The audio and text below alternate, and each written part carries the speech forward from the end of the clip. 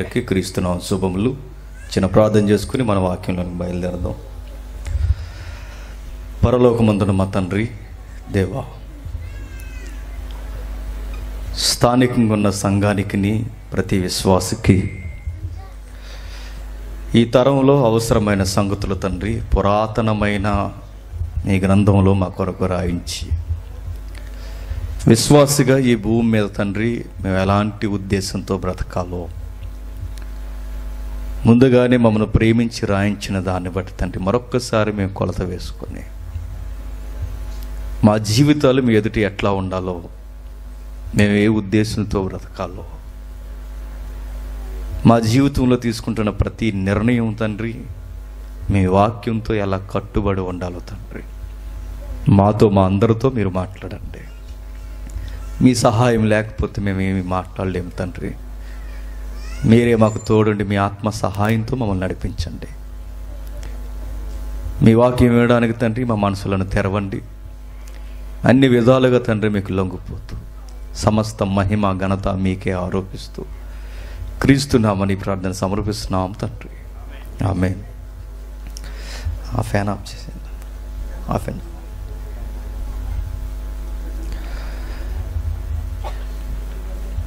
మంచిది. దేవుని వాక్యం కొరకు ఇంతమంది ఇక్కడికి రావడం చాలా సంతోషం. మీ సమయాన్ని నేను దొంగిలించక మన జీవితాలకి అవసరమైన సంగతులు మాట్లాడే ప్రయత్నం చేస్తాను. దయచేసి జాగ్రత్తగా వినండి. నా మాటలు చివరి వరకు వినబడుతున్నాయా? చివరి వరకు. Okay, very good. గతించిన రాత్రి కడియం మండలంలో ఒక కృతజ్ఞత కూడిక జరిగింది. అక్కడున్న విశ్వాసులను స్థిరపరచడానికి ఈరోజు నేను ఏమైతే మాట్లాడబోతున్నానో అదే సంగతులు అక్కడ మాట్లాడాను. నాకు అక్కడ అంత తృప్తి అనిపించలేదు. చాలా విషయాలు అక్కడ మాట్లాడడానికి కుదరలేదు. ఎందుకంటే అక్కడ ఆ వాతావరణం సరిగ్గా కుదరలేదు. ఈరోజు ఆ మిగిలిపోయిన మాటలు ఏవైతే ఆ గంభీరమైన సంగతులు ఉన్నవో వాటన్నిటినీ మరలా మీతో పంచుకునే ప్రయత్నం చేస్తాను. జాగ్రత్తగా వినండి. ఆది విశ్వాసులైన మనమైనా, ఆది సంఘమైన మనమైనా, వారికి మనకున్న వ్యత్యాసం ఏంటంటే వారు ప్రభు అయిన యేసుక్రీస్తు వారిని నమ్ముకున్న తర్వాత అన్నీ వదిలేసుకున్నారు. ఆది సంఘపు విశ్వాసులు ప్రభువు నమ్ముకున్న తర్వాత వదలడం నేర్చుకున్నారు. ఈరోజు విశ్వాసులు ప్రభువుని నమ్ముకొని సంపాదించడానికి దేవుని దగ్గరికి వస్తున్నారు. దైవజనులు అలాగే తగలడిపోయారు, విశ్వాసులు అలాగే తగలడిపోయారు. ఒక్క మాటలో చెప్పాలంటే, దేవుడా నీవు మాకేమిస్తావని అడిగే రోజులు ఇవి. బాగా వినాలండి, మంచి విషయాలు ఇవి. ప్రభు అయిన యేసుక్రీస్తు వారి దగ్గరికి ఆ రోజు వచ్చిన వారు భూములు అమ్మేశారు, ఇల్లు అమ్మేశారు, ఆరోగ్యాన్ని దర్పణముగా అర్పించేశారు. వారి జీవితంలో ప్రయాణాలైనా సంతోషాలైనా ఏవైనా ప్రభువుతో ముడిపెట్టారు. మరి ఈరోజు మోకాలేస్తే మనం లిస్టు చదువుతాం. పాస్టర్ గారిని ప్రార్థన చేయమంటే గొంతమ్మ కోరికలు కోరుతాం. తెలుగు సామెత. ఒకటా రెండా కాదు, ప్రభువే ఆశ్చర్యపోయేంత కోరికలు మనం అడుగుతాం. దేవుడు ఊహనాలు కానీ జగన్ గారిని దించేయమని కూడా అడుగుతాం మనం. కాదు చెప్పండి. దేవుడు మరలా మన కోరికలు వినడం మొదలు పెడుతున్నాడని మనకు గ్రహించగలిగితే ట్రంప్ కూడా అవసరం లేదంటాం మనం. అంత మనుషులు ఎందుకు వెలుగుతున్నారు? నేను ఒక మాట అడుగుతున్నా. దేవుళ్ళలోకి వచ్చిన వారికి ఇట్టి వైరాగ్యమే ఉండి లోకంలో ఉన్నవాడికి ఇలాంటి వైరాగ్యం ఉంటే ఇక దేవుళ్ళలోకి వచ్చినోడికి దేవుళ్ళలోకి రానివాడికి తేడా ఏముందబ్బా అని ఒక సామాన్యమైన వ్యక్తి అడిగితే మన భక్తి ఏం సమాధానం చెప్పగలదు? భక్తిలో రోజు రోజుకి వైరాగ్యం పెరగాలి. భక్తిలో ఎదిగే కొద్దీ చాలా వదులుకోవడం మనకు తెలియాలి. ఎదుగుతున్న సీనియారిటీ మనకు వస్తున్న అధికారాల మీదకి, వస్తువుల మీదకి, రకరకాల మన గోల్స్ మనం పెట్టుకుని వాటి మీద మనం వెంపర్లాడుతున్నామంటే మీ భక్తి మీకు ఏమి నేర్పిస్తుందని అడుగుతుంది బైబిల్ మనల్ని. బాగా వినండి మనసు పెట్టి. ఇది అన్న తర్వాత మీకు అనిపించేది ఏంటో చెప్పిన, దేవా ఈ గుప్పెడు మెతుకులు మాకు ఇచ్చో చాలా అనిపిస్తుంది మనకి. బాగా వినండి, చూద్దాం. ఈ విషయాలు మనకు అర్థం కావాలి అంటే పరిస్థితులను ఒకసారి మనసులోకి తెచ్చుకోండి. మొన్న టీవీ 9లో ఒక న్యూస్ వచ్చింది. ఎవరి కోసం వచ్చింది? ప్రభు అయిన యేసుక్రీస్తు వారి గురించి వచ్చింది. ఏమని వచ్చింది? ఆయన త్వరగా రాబోతున్నాడని టీవీ 9లోనే చెబుతున్నారు. విన్నారా? ఇది అలాంటివి వినరా? ఎంటర్టైన్మెంట్ నైట్ అని ఎప్పుడని వినాలి. అప్పుడప్పుడు వార్తలు సొసైటీలో ఏం జరుగుతున్నాయో. వాడు ఏం చెబుతున్నారంటే, ఆ న్యూస్ లీడర్ ఆమె ఏం చదువుతుందంటే, ఇదిగో ప్రభు అయిన యేసుక్రీస్తు వారు రాబోతున్నాడనడానికి ఈ యొక్క ప్రపంచమట రంగస్థలంగా సిద్ధం కాబోతుందని చెప్పేశాడు. ఆయన వస్తున్నాడా అంటే, వస్తున్నాడనడానికి ఇవన్నీ గుర్తులు అన్నారు. ఏమిటి ఆయన వస్తున్నాడనడానికి గుర్తులు అంటే, సంఘం చెప్పాల్సిన మాటలు న్యూస్ మీడియా చెబుతుంది. సంఘం చెప్పాల్సిన మాటలు, సంఘం ఏం చెప్పాలి? సూర్యుడు రంగు మారుతుంది, చంద్రుడి యొక్క ఆకారం మారుతుంది, సమాజంలో వ్యాధులు పెరుగుతున్నాయి, సమాజంలో గొడవలు పెరుగుతున్నాయి, ప్రజల మధ్య ప్రేమ కరువైపోయింది, అక్కడక్కడ భయంకరమైన యుద్ధాలు కూర్చి వినబడుతున్నాయి, రోజు రోజుకి ప్రేమ పోయింది, తీవ్రతమైన గొడవలు పెరుగుతున్నాయి. ఇవన్నీ సంఘస్థులు సంఘం చూస్తున్నప్పుడు సంఘానికి అర్థం కావాల్సింది ఏంటంటే, నా ప్రియుడు సమీపమునే ఉన్నాడు అని అర్థం అవ్వాలి. ఇది మనకు అర్థం అవ్వలేదు. ఎవరికి అర్థమైంది? న్యూస్ వాడు చదువుతుంటే చాలా వింతగా అనిపించిందంటే, అతడు ఏమంటున్నాడో తెలుసా? ఆమె ఏమంటుందో తెలుసా? ఇదిగో వ్యాధులు వస్తున్నాయి, భయంకరమైన పరిస్థితులు వినబడుతున్నాయి, బైబిల్లో ఉన్నట్టుగానే ఆ ప్రభుకి ముందు ఇవన్నీ జరుగుతున్నాయి. బహుశా ఈ కరోనా లాంటి వ్యాధులు, భయంకరమైన వ్యాధులు ఆయన రాకకి ఇవి ముంగుర్తులు అన్నట్టుగా చూపిస్తున్నాయని న్యూస్లో చెబుతుంటే సంఘంకి ఎక్కలేదంటే ఏమనాలి? సంఘం ఏ పొజిషన్లో ఉంది? ఈరోజు విశ్వాసులు ఏ స్టాండింగ్లో ఉన్నారంటే ఒకే ఒక స్టాండింగ్. ఆ స్టాండింగ్ ఏంటో తెలుసా? దేవా మాకు ఏమిస్తావు, ఏమిస్తావు, ఏమిస్తావు. బాగా చదువుకున్నవాడైతే ఇంకా పెద్ద మార్కులు ఇమ్మని ప్రార్థన చేశాడు ప్రభుకి. ఎవరో ఒక అబ్బాయి అట డిఎస్సి ఎగ్జామ్ రాసాడట. బీఈడీ అయిన తర్వాత ప్రభువుని నమ్ముకున్న తర్వాత డిఎస్సి ఎగ్జామ్ రాశాడు. నాకు ఒక మార్కు తక్కువ వచ్చింది, అసలు ఈ దేవుడు ఉన్నాడు లేదని ప్రభుని వదిలేసి బయటికి పోయి. వీడికి ఏమర్థమైంది అసలు? మీకేమర్థమైంది అసలు? డిఎస్సిలో ఒక మార్కు తక్కువ వచ్చిందని, ఒక్క మార్క్ నాకు వస్తే గవర్నమెంట్ ఉద్యోగం వచ్చేది, ఈ ప్రభువు నమ్ముకోవడం వల్ల నాకు ఏం కలిసి వచ్చింది? నాకు ఈ దేవుడు వద్దన్నాడు. చదువుకున్నాడు. చదువు లేని వాళ్ళు ఏమన్నారు? ప్రభువా మాకేమిస్తావు? అప్పుడప్పుడు మాకు అర్ధరాత్రులు ఫోన్లు వస్తాయండి. మా ఛానల్ మీద నెంబర్ ఇస్తాంగా, తమ్ముడి నెంబర్ అది. ఆ నెంబర్కి ఒక ఆవిడ ఫోన్ చేసి, అయ్యా చలేస్తుంది మా కొరకు ప్రార్థన. చలేస్తే ఏం దుప్పటి కప్పుకోవాలి. మేం ప్రార్థన చేయడం చలికి ప్రార్థనే. ఎవరో ఫోన్ చేశాడు, ఆయనకి గేదె తప్పిపోయిందంట. గేదె తప్పిపోతే మేమేం ఉద్యోగం మానేసి వచ్చి ఎతకమా?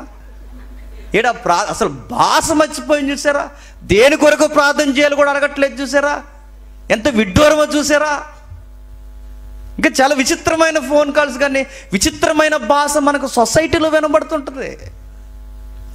కొన్ని ప్రార్థనా విజ్ఞాపనలు చూస్తుంటే మనకే ఔరా అనిపిస్తుంటే పరలోకం అవ్వా అంటుంది. ఏంటి మన క్రైస్తవ స్టాండింగ్? రోజు రోజుకి ఎటుపోతున్నాం మనం. ఇలాంటివన్నీ ఈరోజే కదట జరుగుతున్నవి. ఆ రోజు నుంచి ప్రభువు చనిపోయిన 25 ఏళ్ళ నుంచి 40 ఏళ్ళ మధ్యలోనే ఇలాంటి ఉద్దేశాలు, లాభ సంబంధమైన బోధలు విశ్వాసులు సంఘంలో తగలడిపోయారట. చూద్దాం బ్యాక్గ్రౌండ్ బాగా వినండి. చాలా హార్ట్ఫుల్ లెసన్ ఇది, చాలా జాగ్రత్తగా విందాం.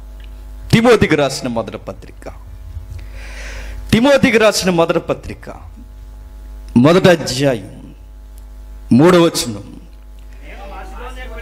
నేను మాసిదోనియాకి వెళ్ళుచుండగా సత్యానికి భిన్నమైన బోధ చెయ్యొద్దనియు, కల్పనా కథలు, మితమలేని వంశావళులు, విశ్వాస సంబంధమైన దేవుని ఏర్పాటుతో కాక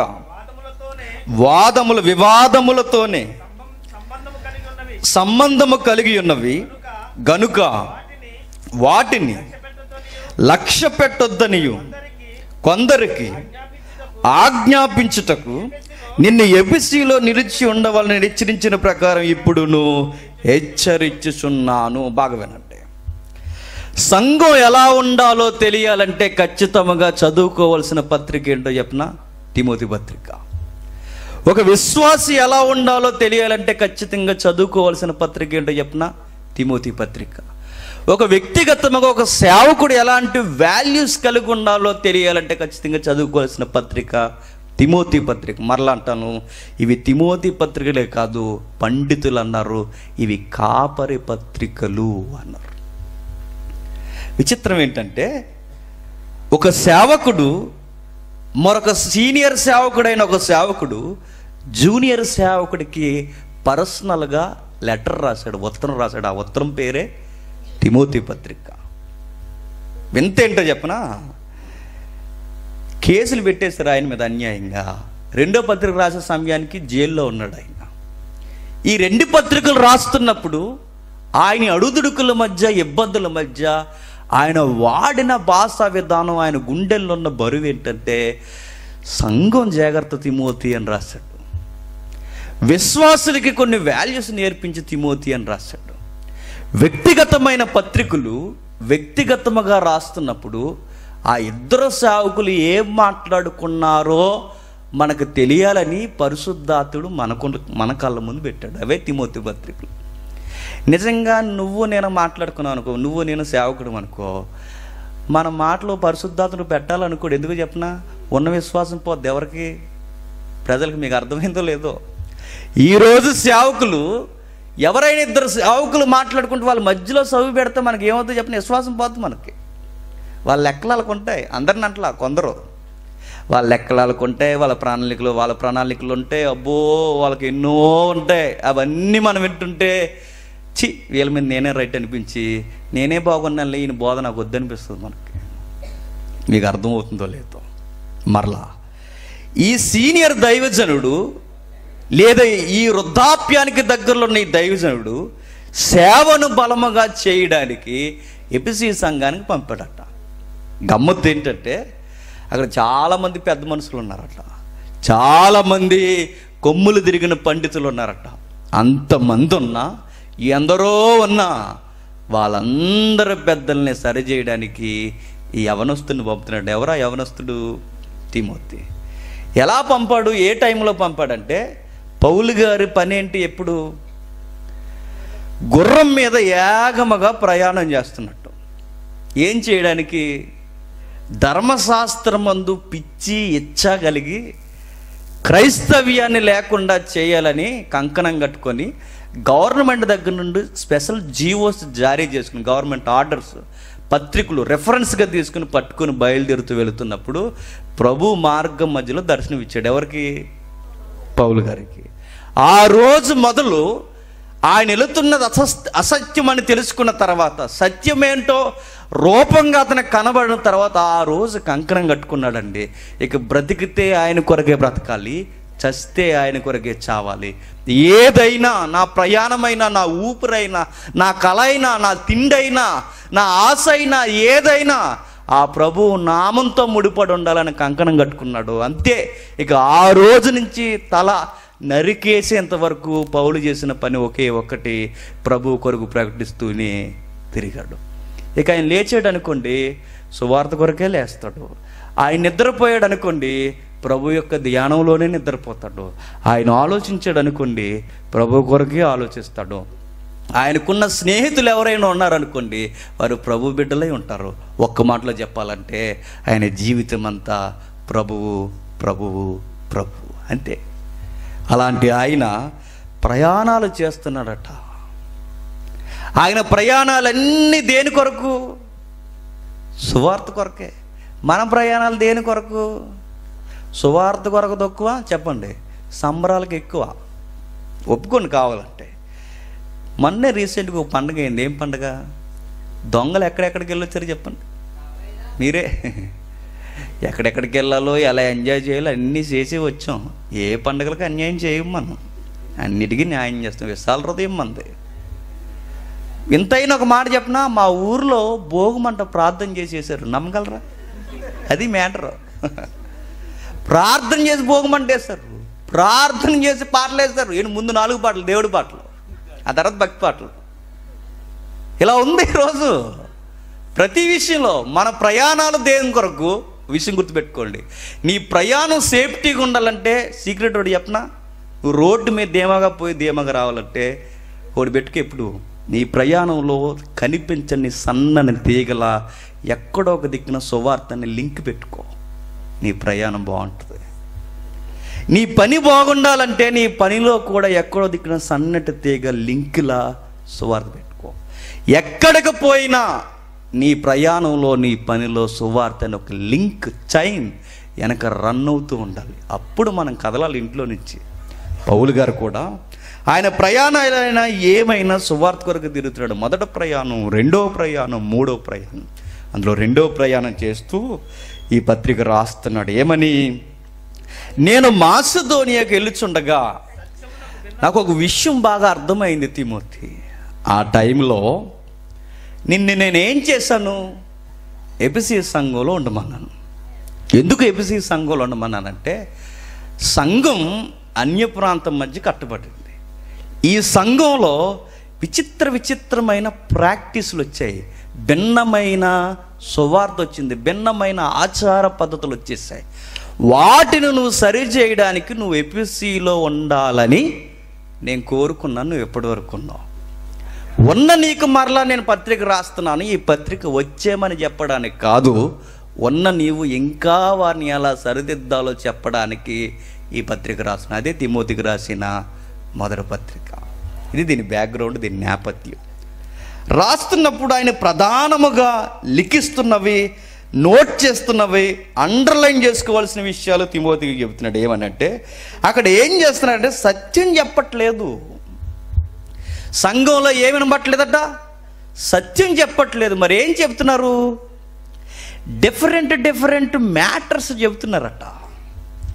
సత్యానికి విరుద్ధమైన భిన్నం అంటే విడ్డూరమైన, వింతైన, వెరైటీగా కొన్ని చెప్పుకుంటూ ప్రజలను విశ్వాసం నడిపిస్తున్నారు. మరి విశ్వాసులు ఎలా వెళ్తున్నారు? వాళ్ళకు కూడా అవే కావాలి. వాళ్ళ వీక్నెస్ వీళ్ళకి తెలుసు. వాళ్ళ వీక్నెస్ ఎప్పుడైతే చెప్పే వాళ్ళకి తెలుసో, వీళ్ళు ఏం చేస్తున్నారంటే వాళ్ళకి ఏవైతే నచ్చుతాయో అవే వీళ్ళు చెప్తున్నారు. ఏం చెప్తున్నారు ఎఫెసీ సంఘంలో అంటే? కథలు చెబుతున్నారట. ఏం చెప్తున్నారు? కథ. ఎలా చెప్తున్నారంటే సువార్తనే చెప్తారట, ప్రభు పేరు ఉపయోగిస్తారట, ప్రభు కొరకే మాట్లాడతారట. కానీ ఆ ప్రభు పేరు చెప్పే ముందు వాళ్ళకు కథలు ఉంటాయట, ఆ కథలు కలిపి చెబుతారట. నీకు అర్థమవుతున్నాయా? ప్రజలకు ఆ రోజు నుంచి ఈ రోజు వరకు సువార్త చెప్పండి, ఎక్కదు. కథలు చెప్పండి. ఈ రోడ్డు సరిపోద్ది అనుకుంటున్నారా? కథలు చెప్పండి. ఎలా ఉంటుంది అనుకుంటున్నారు? వినడానికి చెవులు ఏమైపోతాయి? పెద్దవైపోతాయి. కథల పుస్తకాలు ఎందుకు హైలైట్ అవుతాయి? ప్రజలకు పిచ్చి. సినిమా అంటే ఏంటి? కథ. ఎందుకు హైలైట్ అయిపోతున్నాయి? పిచ్చి ప్రజలకి. ఎందుకు ఇవన్నీ హైలైట్స్ అవుతాయి? కారణం ఒకే ఒకటి, ప్రజలకి కథలంటే బాగా ఇష్టం. ఈరోజు సొసైటీని ఊపేస్తున్నది ఏంటి చెప్పండి? కథలేగా. అప్పుడప్పుడు న్యూస్ మీడియాలో వచ్చినప్పుడు ఏం చెప్తారు? ఈ దర్శకుడు ఈ కథట బాగా చెప్పలేదంటారు. ఈ నెల చెప్పిలా ఉన్నాడు. ఏంటి? కథ. కథను బట్టి ఎండు తెర సేక్ అవుతుంది. కథను బట్టి కోట్ల రూపాయలు వస్తున్నాయి. కథను బట్టి కోట్లు సంపాదిస్తున్నారు. కథలు సంఘంలో కూడా ఆ రోజే వచ్చేసాయి. కథలు చెప్తున్నారట ఒకరు. మరికొంతమంది ఏం చెప్తున్నారంటే మితమలేని వంశావళులు చెప్తున్నారట. మితమలేని వంశావళులు. మీకు గుంటూరులో, విజయవాడ ప్రాంతంలో ఆ మధ్యకాలంలో హాట్ టాపిక్ ఏంటో చెప్పనా? ఇస్రాయేల్ అనే పౌరసత్వాన్ని కొనుక్కోవడానికి డబ్బులు ఇచ్చి కొనుక్కున్నారు ఇండియన్స్ చాలామంది. తెలుసా? మేము ఆ వంశమే అని చెప్పుకోవడానికి.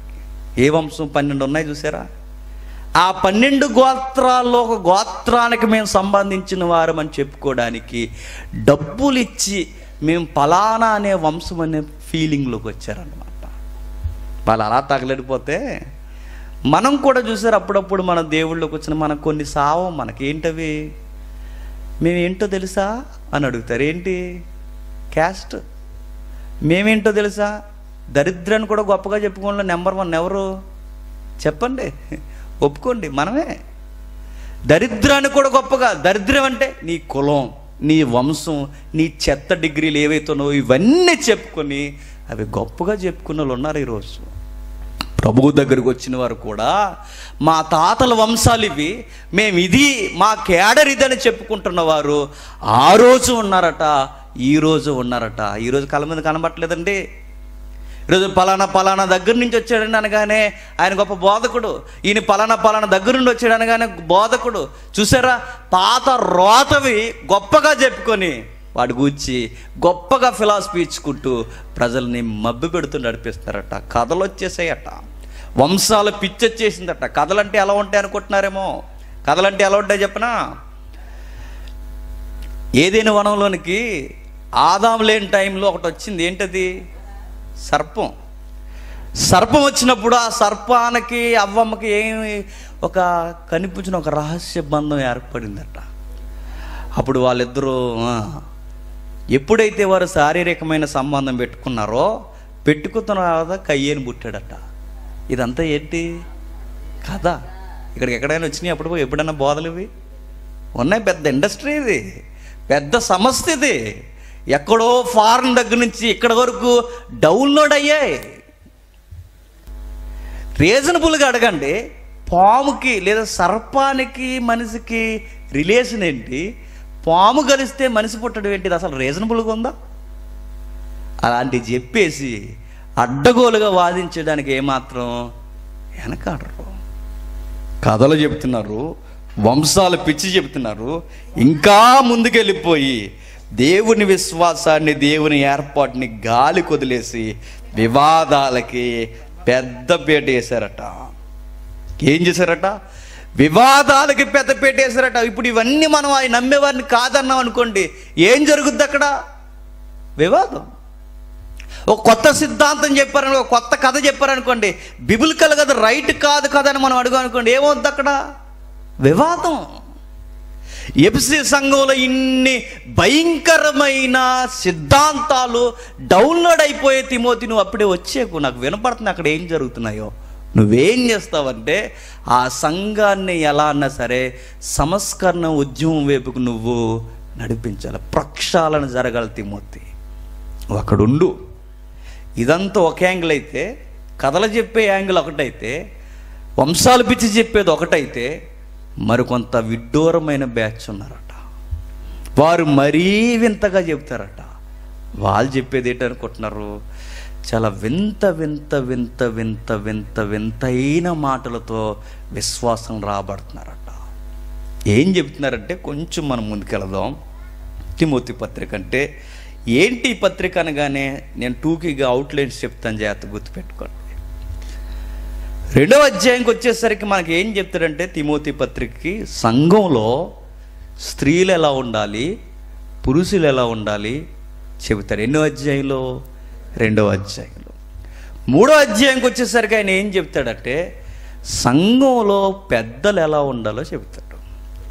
4వ అధ్యాయంకి వచ్చేసరికి ఆయన ఏం చెప్తాడంటే, బోధ ఎలా చేయాలో చెప్తాడు. బోధ ఏంటో చెబుతాడు.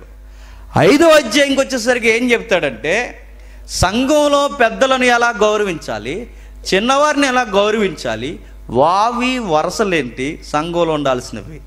నెక్స్ట్, ఆ సంఘంలో ఎవరైనా వయసులో ఉన్న అమ్మాయిలకి భర్త చనిపోతే విధవరాళ్ళు ఎవరైనా ఉంటే అట్టివారు సంఘానికి భారభరితంగా లేకుండా వారు ఎలా బతకాలన్నది 5వ అధ్యాయంలో చెప్తాడు.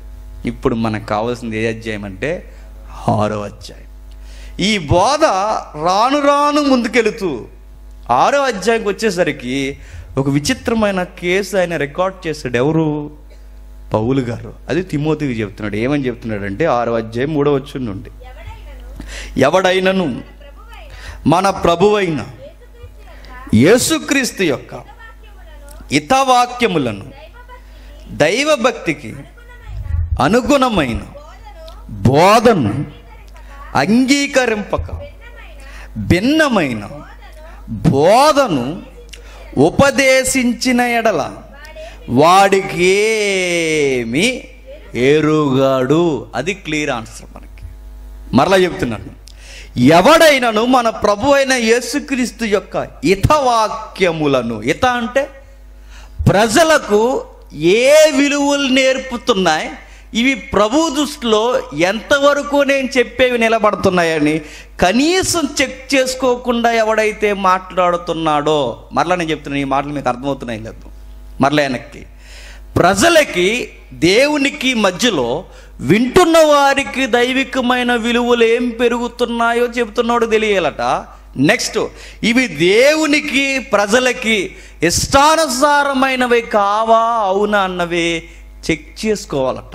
ఇలా చెక్ చేసుకోకుండా దేవుని దృష్టికి అనుకూలమైన బోధ చేయకుండా భిన్నమైన బోధ, భిన్నమైనవంటే సువార్త చెప్తే ఎవరు వినరు కనుక వెంటనే ఏం చెప్తున్నారు, ఈ మధ్య వార్తలు చెప్తున్నారు. చూసారా, సోషల్ మీడియాను ఫాలో అవుతున్న వాళ్ళు తెలుస్తుంది. సువార్త చెబితే వింటలేదు, మరి ఏం చెప్తున్నారు, ఇష్టానుసారమైనవి అన్నీ చెప్తున్నారు, కాంట్రవర్సీ విషయాలన్నీ చెబుతున్నారు, పనికిరాని చెత్తంతా చెబుతున్నారు, ఏవేవో పనికి మాలిన విషయాలన్నీ దానికి రెఫరెన్స్లు అనుకూలంగా ఎత్తుక్కొని అది సువార్త అని పేరు పెట్టి చెప్తున్నారు. ఇవన్నీ భిన్నమైన బోధలు. మీరు చెక్ చేయండి ఎలా దొరుకుతాయి ఇవన్నీ అంటే, ఇదిగో మనకు పౌలు గారే చెప్తున్నారు, భిన్నమైన బోధలు. ఇలాంటి భిన్నమైన బోధలు చెబుతున్నవాడు వాడికి ఏమీ తెలీదు, వాడు ఏమి ఎరగడు. వాడు ఎరగకపోగా, వాడికి ఏమీ తెలియకపోగా అతగాడు చేసే పని ఏంటంటే తర్కాల గూర్చి, వాగ్వాదాలు గూర్చి వ్యర్థమైన ప్రయాసపడుతూ గర్వాంధుడైపోయి వీటి మూలముగా వినకపోగా ఎవడైతే సత్యం చెబుతున్నాడో, ఎవడైతే వాడిని సరిచేయడానికి చూస్తున్నారో వాడి మీద అసూయ పడిపోయి, కలహం పడిపోయి, దూషణ చేసేసి చెడ్డ మాటలన్నీ సృష్టించడానికి రెడీ అవుతారు. అట్లా లేరండి ఇలాంటి వాళ్ళు. ఎక్కడైనా ఒక సత్యం చెప్పే సంఘం కనబడుతుంది, దానికి ఆపోజిట్గా ఇంకోటి వస్తుంది, ఏంటి చెప్పండి, అది దొప్పండానికి. మీకు వినబడుతుందో లేదో, మీకు అర్థమవుతుందో లేదో బాగా వినండి. ఏం జరుగుతాయి ఇవన్నీ అంటే, ప్రజలకు ఇంపైనవి, దైవ దృష్టికి ఇంపైనవి అతనికి అనవసరమట. మరి ఏం చెప్తాడు అలాంటి బోధ చెప్పేవారంటే, అతడు ఎరుగగానే ఒప్పుకొనక తర్కాలకి, గొడవలకి, వ్యర్థమైన ప్రయాసపడుతూ గర్వంతో మాట్లాడుతూ వీటి మూలంగా చివరికి అసూయ పడిపోయి దూషణ పడుతూ కలహాలు సృష్టిస్తూ చివరికి ఏమైపోతాడంటే చెడిపోయిన మనసు కలిగి సత్యహీనుడై, ఒక్క మాట మాత్రం బాగా అర్థం చేసుకున్నాడట, ఈ భక్తిని బట్టి బాగా సంపాదించాలనుకున్నాడట. ఈరోజు జరుగుతున్న ట్రెండ్ ఏంటి చెప్పండి, సంపాదన సంపాదన సంపాదన. చెబుతున్నవాడి గుండెల్లో ఉన్నది ఏంటంటే సంపాదించాలి, వింటున్నవారు గుండెల్లో ఉన్న మాట ఏంటంటే చెప్పండి, వీళ్ళు దేవుని దగ్గరకు వచ్చి ఏదో ఒకటి సంపాదించుకోవాలి. ఇద్దరికున్న ఫీలింగ్ ఒకటే, వీడు మీ దగ్గర నుంచి సంపాదిస్తాడు, మీరు దేవుని దగ్గర నుంచే సంపాదించేద్దాం అనుకుంటున్నారు. మనం ఇంకా సేమ్ ఈరోజు, ఆ రోజైనా ఈ రోజైనా తిమోతి, ఎఫెసీ సంఘంలో కనిపించిన ఒక సాఫ్ట్ కార్నర్ నీకు చెప్తున్నాను, కనిపించని ఒక భయంకరమైన మానవ ఉద్దేశం బోధ నీకు చెప్తున్నాను. మనిషి ఎట్లా తయారైపోయాడంటే, ఇదిగో నీకు పర్సనల్గా నేను చెప్తున్నాను, నువ్వే ఆ సంఘాన్ని బాగు చేయాలి, నువ్వే ఆ సంఘాన్ని కట్టడి చేయాలి. ఇది భారభరితమైనదని అనుకోనక ఇంకా నువ్వు అక్కడే ఉండు. నీకు నేను చెబుతున్నా, ఆ కథలు చెబుతున్న వారి సంగతి చూడు, ఆ వంశాలకు జోలికి పోతున్న వారి సంగతి చూడు, ఈ వివాదాలకి పెద్దపీటలు వేస్తున్న వారి సంగతి చూడు. ఇంకా నేను చెప్తున్నాను, ఎవడైతే ఇలాంటి పని చేస్తున్నాడో వాడి గుండెల్లో ఉన్నది నేను చెప్తున్నాను తిమోతి, నువ్వు నోట్ చేసుకో. వాడు ఎందుకు ఇలా చేస్తున్నాడంటే భక్తి భక్తి డబ్బుకి మలిసేసుకున్నాడు అని చెప్తున్నాడు. దైవికమైన భక్తి అంటే వక్ర బోధ, ఎరాటి బోధలన్నీ ఎందుకు వస్తాయంటే బైబిల్ చెప్తుంది ఎందుకు వస్తాయట, లాభం, ఏదొక లాభం, ఏదొకలా సంపాదించుకోవడానికి, ఏదొక లాభం సంపాదించుకోవడానికి. అది పేరా, డబ్బా, అధికారమా, ఏదైనా ఆ దైవికమైన భక్తిని అడ్డు పెట్టుకొని ఏం చేస్తాడట, లాభ సాధనాన్ని సంపాదించుకుని దాని వలన సంఘంలోనూ సొసైటీలోనూ ఏం జరుగుతాయంటే వ్యర్థమైన వివాదాలు జరుగుతాయి. ఉలిక్కిపడిపోయి చెప్పనా, బోధ ఎందుకు చేస్తున్నాడంటే లాభం కోసం బోధ చేస్తే 4వ అధ్యాయం 1వ వచనంలో ఏమంటున్నాడంటే, కడవరి దినముల యందు కొందరు అబద్ధ బోధకులు, అంటే మన రోజులకు వచ్చేసరికి ఈ లాస్ట్ డేస్లో ఏం జరుగుతుంది, మరీ విడ్డూరంగా బోధకులు కదట కనబడేది. మరి ఎవరట, పులిపీడ దగ్గర కూర్చొని చెప్పేది ఎవరట, దెయ్యమట. నమ్మగలరది? పులిపీడ దగ్గరకు వచ్చి కూర్చొని చెప్పేది ఎవరంటే, కడవరి దినముల్లో కొందరు అబద్ధకులు వేషధారణ వలన మోసపరుచు ఆత్మలను. ఎందుకు వేషం వేసుకున్నాడు ఇతడంటే లాభం. ఆ లాభంలో వేషధారణ, మోసం, ఆత్మల యందు లక్ష్యం ఉంచాడు. ఆ బోధ చేస్తున్నది ఎవరంటే దెయ్యమే అన్నట్టు. ఏం చేస్తున్నారట, దెయ్యాలే. అంటే పేతురు గారు అన్నాడు, ప్రభు దెయ్యం సాతాను వెనక్కి పో అన్నాడు. అక్కడ కనబడుతుంది పేతురు కాదు, ఎవరు, సాతాను. మీరు బోధన ఎలా చెక్ చేయాలి అంటే, ఇతడు వలన ఇతను చేస్తున్న ప్రసంగంలో ఇతనికి ఏమి లాభం ఎత్తుక్కుంటాడని మినిమం నాలెడ్జ్, చెక్ చేసే నాలెడ్జ్ ఎవరికి ఉండాలి, వింటున్న వరకు ఉండాలి. దీని వలన దేవుని దగ్గర నాకు కలిసి వచ్చేది, అనగా దేవుని దగ్గర భక్తిలో నేను ఎదిగేది ఏముందని మీరు చెక్ చేసుకోవాలి. ఎప్పుడు చూసినా ఒకటే సంగతులు మనం మాట్లాడుకుంటామే తప్ప, ఎప్పుడు చూసినా ఒకే విషయాలు మోసపదలో మాట్లాడుకుంటామే తప్ప, ఏది రైటో ఏది రాంగో కనీసం ఎప్పుడు కూడా మనకి తెలియట్లేదు. అందుకే కొంచెం తీవ్రతగా మాట్లాడుకుంటూ ఒక మంచి విషయం వైపుకు పౌలు తీసుకెళ్ళిపోతున్నాడు. చెడిపోయిన మనసు కలిగి సత్యహీనులై దైవభక్తి లాభ సాధనం అనుకొనుచు మనుషుల వ్యర్థ వివాదములు కలుగుచున్నవి. సంతుష్టి సహితమైన దైవభక్తి గొప్ప లాభ సాధనమై ఉన్నది. మనం ఈ లోకములోనికి ఏమీ తేలేదు, దీనిలో నుండి ఏమీ తీసుకుని పోలే. ఇక్కడ నుండి జాగ్రత్తగా వినండి. ఎప్పటి వరకు మనం విన్నది ఏంటంటే, వక్ర సంబంధమైన బోధ జరుగుతుంటే వక్ర బోధ వినే వక్ర జనాంగం ఉన్నారు. ఇద్దరు ఉద్దేశాలు ఉన్నది ఒకే ఒకటే, ఏదో ఒకటే సంపాదించుకోవాలి. మరి మనమేమి నేర్చుకోవాలంటే పౌలు గారు అంటున్నాడు, తిమోతి పౌలు గారు మాట్లాడుకుంటూ మనకు చెప్తున్నాడు పరిశుద్ధాత్ముడు, నిజమైన భక్తి గుండెల్లో ఆశలు రేపదట. నిజమైన భక్తి తృప్తిగా బతకడం నేర్పిస్తుందట. మరొక మాట చెప్పనా, ఉన్నదానిలో చెప్పండి ఆనందంగా బతకడం నిజమైన భక్తి నేర్పిస్తుందట. ఇప్పుడు నేను అడుగుతున్నాను డైరెక్ట్గా, మీరు ప్రభువైన యేసుక్రీస్తు వారు నమ్ముకొని ఎన్ని సంవత్సరాలు అయిందో నాకు తెలియదు, కానీ ఇన్ని సంవత్సరాల్లో మీ ప్రార్థనలో మీ ఆలోచనలో ప్రభువు దగ్గరకు వచ్చిన తర్వాత మీకు ఆశలు పెరిగాయా? ఉన్నది మాకున్నది చాలు ప్రభువా, ఇప్పటికే మేము బ్రతుకుండి గుప్పడి మెతుకులు తింటున్నావంటే అది నీ కృపయ్య అని చెప్పి బతికేలా నువ్వు బతుకుతున్నావా? నువ్వు చెక్ చేసుకోవాలి. ప్రభువు దగ్గరికి వచ్చిన తర్వాత ఈరోజు ఏమున్నాయి చూడండి, బోధలు కూడా ఎలా ఉన్నాయి. మీ కారు ఇస్తాడు, మీకు ఇల్లు ఇస్తాడు, ఇంకా మీ అప్పులు తీసేస్తాడు, ఇంకా ఎక్సెట్రా ఎక్సెట్రా ఎక్సెట్రా. ఇవే లాభ సంబంధమైన మాటలే తప్ప ఇవ్వడని నేను అంట్లా. దేవుడు మనకి విశ్వాసులుగా ఏ టైంకి ఏం కావాలో మనకి ఇవ్వగలడు, కానీ బోధ మాత్రం లాభాల కొరకు ఉండకూడదు. మనకి ఏం చెబుతున్నాం, ఏమి వింటున్నాం? మన భక్తి రోజు రోజుకి మనకు ఆశలు పెంచుతుందా? రోజు రోజుకి ఉన్న దానితో ప్రభువా చాలయ్యా అని తృప్తిగా మనం బతికేస్తున్నామా? నీకు ఈ మాట బాగా అర్థం కావాలంటే ఒకసారి ఆ మాట చూసి అక్కడికి వెళదాం. సంతుష్టి సహితమైన దైవభక్తి గొప్ప లాభ సాధనమై ఉన్నది. సాధనం అన్నాడు. సాధనం అంటే ప్రాక్టీస్. అంటే ఉన్నదానిలో తృప్తిగా బ్రతకడం అంట. చెప్పండి, నేర్చుకోవాలట. భక్తిలోకి వచ్చిన తర్వాత, ప్రభువు దగ్గరకు వచ్చిన తర్వాత మనకు అలవాటు కావాల్సింది ఏంటి చెప్పినా, గంజి నీళ్ళలో ఉండడం ఎలాగో మనం నేర్చుకోవాలట. మంచిగా కొంచెం ఆహారం ఉన్నప్పుడు ఎలా ఉండాలో మనం నేర్చుకోవాలట. ఏమున్నా ఏమి లేకపోయినా ఒకేలా ఉండడం మనం నేర్చుకోవాలట. భక్తిలో ఉన్నవాడి గుర్తు ఏంటంటే ఎప్పుడు ఒకేలా బతకటం.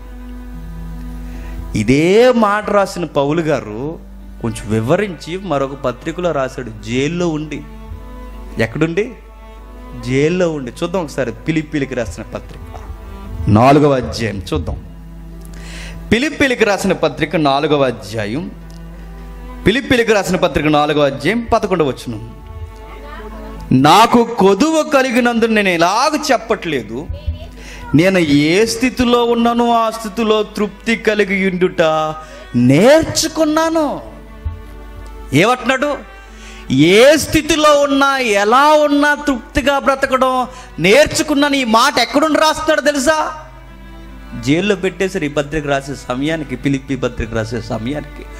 జైల్లో ఉన్నవాడు అంటున్నాడు, నేను ఎలా విడుదల పొందాలి, రేపొద్దున నాకు ఎలా పేరు ప్రఖ్యాతులు సంపాదించుకోవాలి, ఇవేం కాదట. ఆయన బాధ ఏంటి? నేను ఎక్కడున్నా, ఏ పరిస్థితుల్లో ఉన్నా, ఎలా ఉన్నా నేను తృప్తిగా బ్రతకడం నేర్చుకున్నాను. లేనిది కావాలని దేవుణ్ణి ఎప్పుడు నేను బాధతో ఆయన్ని గోజాడలేదు. ఉన్నదాన్ని ఇంకా ఎక్కువ చేయమని దేవుడిని ఎప్పుడు నేను అడగలేదు.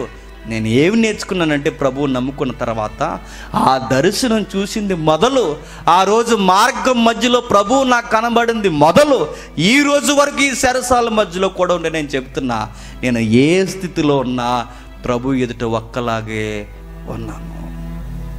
ఫ్యామిలీలు ఎందుకు గొడవలు వస్తాయి? పక్కింటో లేదో కొనుక్కున్నారని గొడవ. నీకు అర్థమైందా? ఎందుకు స్నేహితుల మధ్యలో గొడవలు వస్తున్నాయి? వాడికి పెరిగింది ఇడికి లేదని గొడవ, అసూయ. ఎందుకు సొసైటీలో గొడవలు పెరుగుతున్నాయి? హెచ్చు తగ్గుల కొరకు గొడవ.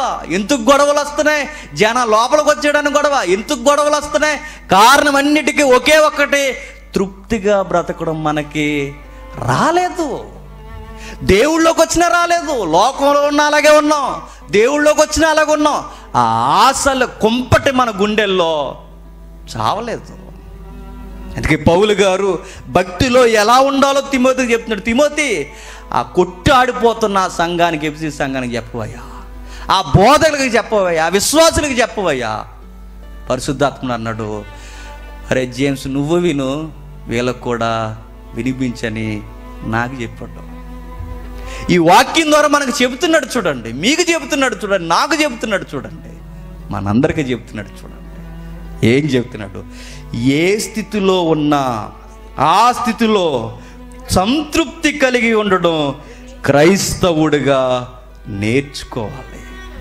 లోకంలో ఉన్నవాడికి ఉంటాయి వస్తువుల మీద ఎంపరి, లోకంలో ఉన్నవాడికి ఉంటాయి భూముల మీద ఆశ, లోకంలో ఉన్నవాడికి ఉంటుంది డబ్బు మీద ఆశ, లోకంలో ఉన్నవాడికి ఉంటుంది పేరు మీద ఆశ, లోకంలో ఉన్నవాడికి ఉంటుంది రకరకాల ఆశలు.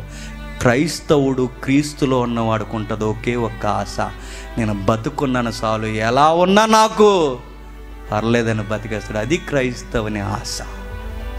ఇందులో మనం ఎలా ఉన్నాం? ఇప్పుడు మన ప్రార్థనలు ఏముంటాయండి?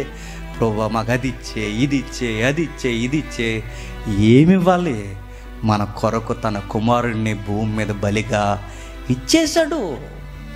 ఇంకేమివ్వాలి? ఆ పరలోకానికి ఇవ్వడానికి మనకి మార్గాలు తెరిచేశాడు. ఇంకేమివ్వాలి?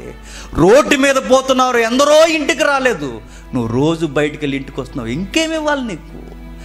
అన్నం లేని వారు ఎందరో బతుకుతున్నారు, కానీ నువ్వు రోజు అన్నం తింటున్నావు, నీకు ఇంకేమివ్వాలి? కరెంట్ లేని వాళ్ళు ఎందరో ఉన్నారు, నువ్వు టీవీలు కూడా చూస్తున్నావు, నీకు ఇంకేమివ్వాలి? కరెంటే కాదు బిర్యానీ అంటే ఏంటని అడిగేవారు సొసైటీలో ఉన్నారు, నువ్వు రోజు రోజుకి రకరకాల కూరలు అడుగు తింటున్నావు, నీకు ఇంకేమివ్వాలి? లోకంతో పోల్చుకుంటే నేను చెప్తున్నాను, చూస్తున్నారా ఇమేజ్లు మీకు కనబడుతున్నాయా? లోకంతో మీరు పోల్చుకుంటే లోకంలో ఎలా బతుకుతున్నారు అనుకుంటున్నారు? క్రైస్తవుడిగా మనకి సిగ్గు కలగాలి, దేవుని పిల్లలుగా మనకి బాధ కలగాలి. ఆయన ఎక్కడ తిట్టినాడు చూసారా? చూసుంటారు మీ ఫేస్బుక్లో, వాట్సాప్లో. పక్కన ఒక రోత వేయబడింది చూడండి, ఆ పక్కన అశుద్ధం, ఈ పక్కన రైస్ కలుపు తింటున్నాడు. నీకు నాకు ఆ స్థితి లేదు ఈరోజు. ఇంకేం కావాలి మనకి? ఇంకా మీరు ముందుకు పోతే రకరకాల ఇమేజ్లు మనకు కనబడతాయి. ఒక పెద్ద ఆయనకి రోడ్డు మీద తినేసి పడేసిన పాచిపోయిన చపాతీ దొరికితే కడుక్కుని తింటున్నాడు. చపాతీ నా పెద్ద ఆయన చూస్తే నాకు కన్నీళ్ళు వచ్చేసినాయి వెంటనే. దేవా, నాకు ఈ స్థితి లేదయ్యా, నన్ను మంచిగానే ఉంచో. అది ఆయన చూడండి, నన్ను మంచిగానే ఉంచో. కడుక్కొని తింటున్నాడు. మధ్యాహ్నం కూర సాయంత్రం తినం, రాత్రి కూడా ఉదయం చూడం, లగ్జరీగా బతుకుతున్నాం. వాళ్ళతో మనం పోల్చుకుంటే నేను చెప్తున్నాను, తృప్తి కలిగి బ్రతుకుతామన్న పదం మనకు సరిపోద్దు. సుఖపడి బతుకుతున్నామని ఒప్పుకోవాలి. మనం సుఖపడి బతుకుతున్నాం. వాళ్ళతో మనం పోల్చుకుంటే వాళ్ళకి కరెంట్ లేదు, గూడు లేదు, నీడ లేదు, ఆహారం లేదు, ఏమీ లేవు. కానీ ఇవన్నీ మనకి ఉన్నాయి. క్రైస్తవుడా, ఏం కావాలని ఇంకా ఎంపర్లాడుతున్నావయ్యా అని బైబిల్ అడుగుతుంది. దేవుడు నమ్ముకున్న బిడ్డలుగా మనం నేర్చుకోవాల్సింది ఏంటో చెప్పనా? నేను ఏ స్థితిలో ఉన్నా ఆ స్థితిలో తృప్తి కలిగి, సంతృప్తి కలిగి నేర్చుకున్న. ఇది ఎలాగో రాదు. ఆకాశం నుంచి ఎవరో వచ్చి నీకు నేర్పించరు. నువ్వెక్కడున్నా ఒకేలా ఉండడం నేర్చుకోవాలి. నువ్వే ప్రాక్టీస్ చేయాలి. ఈరోజు నీకు అన్నం లేదా, ఏవి అనకు. దేవుని కూడా మాట్లాడతాడు. దేవుడు నన్ను ఇలా ఉంచాడు, ఎందుకన్నా ఘోరమైన స్థితిలో ఉన్నవారు ఉన్నారు. పర్లేదు ప్రభువా, నీకే సమస్త మహిమ కలుగునుగా. కానీ దేవుణ్ణి స్తుతించు. ఒకవేళ నిన్ను దేవుడు ఇంకా ప్రేమించి 4 మెతుకులు నీకు ఎక్కువ ఇచ్చాడా, అయినా దేవుని స్తుతించు. ఎందుకంటే అవి కూడా లేని వాళ్ళు ఉన్నారు. నీకు ఒక ఇల్లుందా, మేడల మీద ఆశలు పెంచుకో. ఒకవేళ నీకు మేడ ఉందా, పెద్ద పెద్ద బంగ్లాల వైపు చూడకు. ఎందుకంటే అవి కూడా లేని వాళ్ళు ఉన్నారు. గుడిసెలో ఉన్నావా, ఆనందంగా బతకడం నేర్చుకో. మేడలో ఉన్నావా, ఆనందంగా బతకడం నేర్చుకో. నీకు ఒక బండి ఇచ్చాడా, ఆ బండిని చూసి కూడా ఆనందంగా బతకడం నేర్చుకో. కారుని చూసి నాకు ఎప్పుడు వస్తుంది మాత్రం, దేవుడు నీకు కావాలనుకుంటే ఇస్తాడు ఆయన. అంతేగాని దేవుని దగ్గరికి వెళ్ళి అడగాల్సిన అవసరం మనకి లేదు. మీరు చెప్తే నమ్ముతారో నమ్మరో, కొన్ని దేశాల్లో, ఆ దేశం పేరు నాకు సరిగ్గా గుర్తులేదు, యుగేస్లేవి కాదు, ఆఫ్రికా ఖండంలో ఎక్కడో, వాళ్ళకి ఆహారం దొరక్క మట్టిని మెత్తగా చేసుకుని, మట్టిని చపాతీలా చేసుకుని తింటున్నారంటే మీరు నమ్మగలరా? సూడాన్, దక్షిణ సూడాన్, సౌత్ సూడాన్ నాకు తెలియదు, సౌత్ సూడాన్, నార్త్ సూడాన్ నాకు తెలియదు. సూడాన్లో మట్టిని చపాతీలుగా చేసుకుని తింటున్నారండి. ఏంటి మనం మట్టి తింటున్నామండి? ఆ మాట అడగనా? దేవుని ఎదుట కనీసం మనకు అన్నం తినడానికి అర్హత ఉందా చెప్పండి? మనకున్న అర్హత ఒకే ఒక్కటి, అందరూ నరకానికి పోవలసింది. మనకున్న అర్హత ఒకే ఒక్కటే, దేవుని ఉగ్రతకు పాత్రలు తప్ప మనం దేనికి పనికిరాం. ఆదాము కన్నా ఘోరమైన వ్యక్తులు. ఒక్క మాటలో చెప్పాలంటే ఎవడు దేవుణ్ణి సంతోషపెట్టేవాళ్ళు ఒక యేసుక్రీస్తు తప్ప. అయినా దేవుడు మనల్ని ఇంకా బతికించి 2020లో ఎందరో కరోనా దెబ్బకి ఎగిరిపోయారు. కానీ మనం ఇంకా మన పిల్ల పాపలతో ఉన్నాం.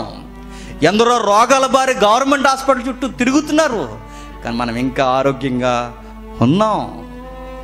ఒక మాటలో చెప్పాలంటే అలాంటి జీవితాలతో మనం పోల్చుకుంటే తృప్తి అన్న పదం మనకు సరిపోదు. సుఖపడే మనం బతుకుతున్నాం, సుఖంగానే బతుకుతున్నాం మనం. క్రైస్తవుడా, జైల్లో ఉండి నేను చెప్తున్నాను, సంగమా, నేను జైలుకి పోయి లోపల మరీ చెప్తున్నాను, మీరు నా కోసం పెద్ద వరి ఏమైపోకండి, నా కోసం ఏమీ బాధపడిపోకండి. నేను చెబుతున్నది ఒకే ఒక్కటి, నేను ఎక్కడున్నా సంతృప్తిగా బతకడం నేర్చుకున్నా. ఎక్కడున్నా నేర్చుకున్నా. దేన స్థితిలో ఉండడం నాకు తెలుసు, సంపన్న స్థితిలో ఉండడం నాకు తెలుసు. ప్రతి విషయంలో, అన్ని కార్యముల్లో కడుపు నిండు ఉండుట నాకు తెలుసు. ఆకలితో ఉన్నప్పుడు ఎలాగో నాకు తెలుసు. సంతృప్తి కలిగి ఉండుట ఎలాగో నాకు తెలుసు. లేములో ఉండడం నాకు తెలుసు. ఇవన్నీ నాకు ఎలా తెలుసు అంటే నేను నేర్చుకున్నాను. ఎలా నేను నేర్చుకున్నానంటే కింద వచ్చిన లింక్ చేస్తున్నాడు. నన్ను బలపరచువాని యందే నేను సమస్తము చేయగలుగుతున్నాను, నేర్చుకుంటున్నాను. ఆ దేవుణ్ణి చూస్తూ నేను నేర్చుకున్నది ఒకటే, దేవా ఉన్నది నాకుంటే చాలా, ఇంకా నాకేమీ వద్దని నేర్చుకున్నాను. నీదేంట్రా బ్రెడ్ రా జామ్ రా అని చెప్పారట. ఈ ఇద్దరు పిల్లల్ని అడిగితే మీదేం టిఫిన్, మీ బ్రేక్ఫాస్ట్ ఏంటంటే వాళ్ళు రోజు దాని పేరేంటో కూడా వాళ్ళకి తెలియదు. వాళ్ళు రోజు పట్టుకెళ్ళేది ఏంటి చెప్పిన సద్దన్నం. ఆ సేవకుడు నేర్చుకున్నది ఏంటి చెప్పిన, నాకున్న లేములో దేవుడిని ఇంకా ఇవ్వమని అడగను కానీ 3 పూటలు కాదు 2 పూటలకి 3 పూటలకు సరిపాగా వండుకుంటానని ఒక పూట సద్దన్నం తినేవారు, 2 పూటల రైస్ తినేవారు. సాయంత్రం వండుతారు చూసారు నైట్ టైము.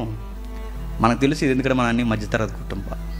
నైట్ టైం వండినప్పుడు ఆ నైట్ టైం వండిన రైస్కి గంజి వారుస్తారు చూసారా, ఆ గంజిలో కొంచెం రైస్ వేసి నానబెడతారు చూసారా, అది ఉదయానికి పిల్లలకి ఏం చేసేవాడంటే సద్దన్నాన్ని బ్రేక్ఫాస్ట్గా పెట్టేవారు. రోజు పిల్లలు అడిగారట, డాడీ వాళ్ళు రోజుకు ఒక వెరైటీ చెప్తున్నారు. ఒకడు పూరి అంటున్నాడు, దోశ అంటున్నాడు, ఇడ్లీ అంటున్నాడు, రకరకాలు చెప్తున్నారు. మేము ఏం అడిగినా మాకు రోజు ఇదే, మేము ఏం చెప్పాలి, ఇది ఉందని మా బాధ కాదు కానీ వాళ్ళకి ఏం చెప్పాలి, దీని పేరేంటో మాకు తెలియట్లేదు అన్నారట.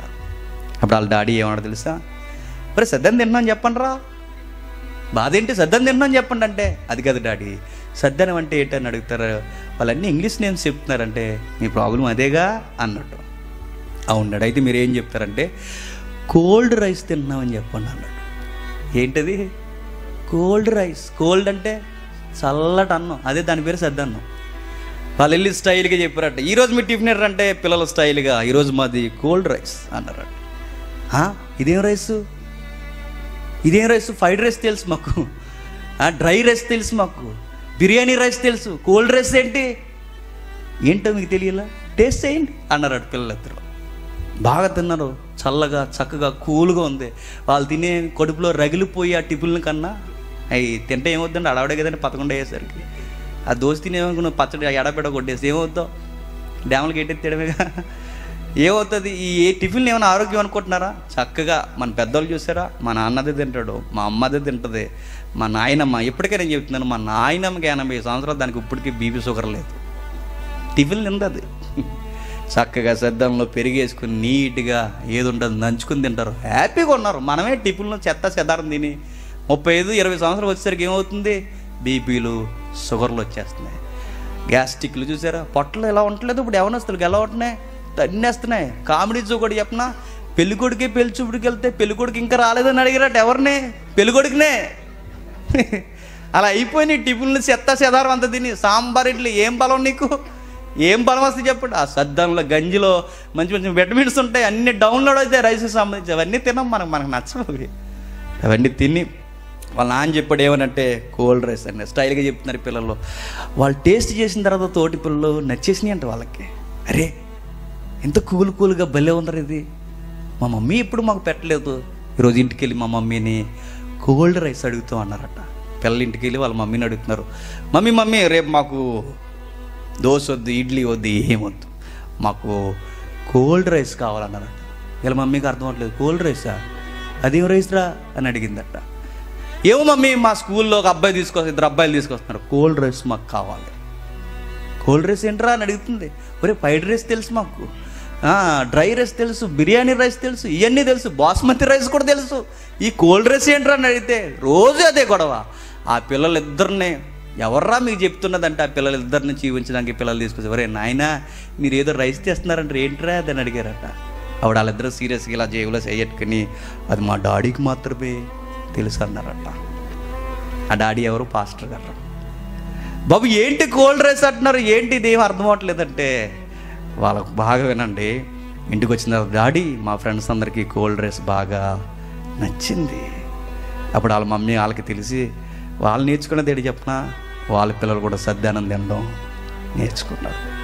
ఇందులో మీకు అర్థం కావాల్సిన పాయింట్, గుండెలు పిండేసే మాట ఏంటో చెప్పిన, లేమిలో ఉండి పిల్లలు వచ్చి ప్రశ్న అడిగినప్పుడు ఏం చేస్తాంరా, దేవుడు మనల్ని ఈ స్థితిలో ఉంచాడని ఏడుపు మొహం పెట్టి వాళ్ళ పిల్లలకు చెప్పలేదు. ఉన్న దానిలో నవ్వుకుంటూ స్టైల్గా చెప్పిన మాట ఏంటి చెప్పిన, సద్దన్నం కోల్డ్ రైస్ తింటున్నామని నవ్వుతూ చెప్పాడు. మనం నేర్చుకోవాల్సింది, సిగ్గుపడకండి, మీరు ఏ స్థితిలో ఉన్నా, ఏం తింటున్నా, ఎక్కడున్నా ఏం బాధపడకండి. ఆ దైవజనుడు నేర్చుకున్నది ఒకే ఒక్కటే, నవ్వుతూ పిల్లలతో తింటున్న దానిలో ఆనందం వెతుక్కున్నాడు తప్ప మన పిల్లలను చూసి మన బతుకు ఇలా ఉంది, ఏం చేస్తాం దేవుడు ఇలా చేశాడని అనలేదు. ఏ స్థితిలో ఉన్నా దైవజనుడు నేర్చుకున్నట్టు మనం కూడా నేర్చుకుంటాం. ఎక్కడ ఏ స్థితిలో ఉన్నా ప్రభువునందు మనం ఉండి పౌలు అంటున్న మాట నేర్చుకుందాం. చూడండి, ఆ మాట మరలా చదువుదాం. 12వ వచనంలో, దేన స్థితిలో వండ ఎరుగుదును, సంపన్న స్థితిలో వండ ఎరుగుదును, ప్రతి విషయములో అన్ని కార్యముల్లోనూ కడుపు నిండుటకును, ఆకలిగొని ఉండుటకును, సమృద్ధి కలిగి ఉండుటకును, లేమిలో ఉండుటకును నేర్చుకొని ఉన్నాను. ఇంగ్లీష్ బైబిల్లో ఏముందో చెప్పనా? నాకు ఒక సీక్రెట్ తెలిసిపోయింది అన్నాడు. సీక్రెట్ అన్నాడు. సీక్రెట్ అంటే ఏంటండి? ఎక్కడైనా ఒకేలా ఉండడం ఒక రహస్యం నేను నేర్చుకున్నాను. మన ప్రభు అయిన యేసుక్రీస్తు వారిని చూడండి. వాళ్ళు దారిద్ర్య రేఖ దిగును బతుకుని కుటుంబంలో పుట్టాడు ఆయన. ఎప్పుడు నాకు అది లేదు, ఇది లేదు, అది లేదని వాళ్ళ తల్లిదండ్రుల దగ్గర లగ్జరీ మాటలు ఎప్పుడు మాట్లాడలేదు. ఆ రంపపు పొట్టి మధ్య, ఆ కష్టాల మధ్య, ఉన్న ఒక్కగానొక్క గది మధ్య, కన్నీళ్ళ మధ్య ఉన్న దానిలో తృప్తిగా బతికేసాడే తప్ప ఏమీ 33.5 సంవత్సరాలు నాకు ఇది లేదని అడగలేదు. ఆ ప్రభువుని చూసిన పౌలు, ఆ ప్రభువుని చూసిన తిమోతి, వీళ్ళ ముగ్గురు మనకు నేర్పిస్తున్నదే ఎక్కడ ఎలా ఉన్నా తృప్తిగా ఉండడం నేర్చుకోండి. ఈ మాటలు ఎక్కడో బిల్డింగ్లో ఉండో, ఎక్కడో మంచి పరిస్థితులు ఉండి రాస్తే బాగున్నది అనుకోవచ్చు. నిజానికి ఈయన రాస్తున్నది ఎక్కడో చెప్పినా జైల్లో ఉండి రాస్తున్నాడు. మొదటి అధ్యాయం చూడండి ఒకసారి. మొదటి అధ్యాయం 12వ వచనం నుండి. మొదటి అధ్యాయం 12వ వచనం. సహోదరులారా, నాకు సంభవించినవి సువార్త మరి ఎక్కువగా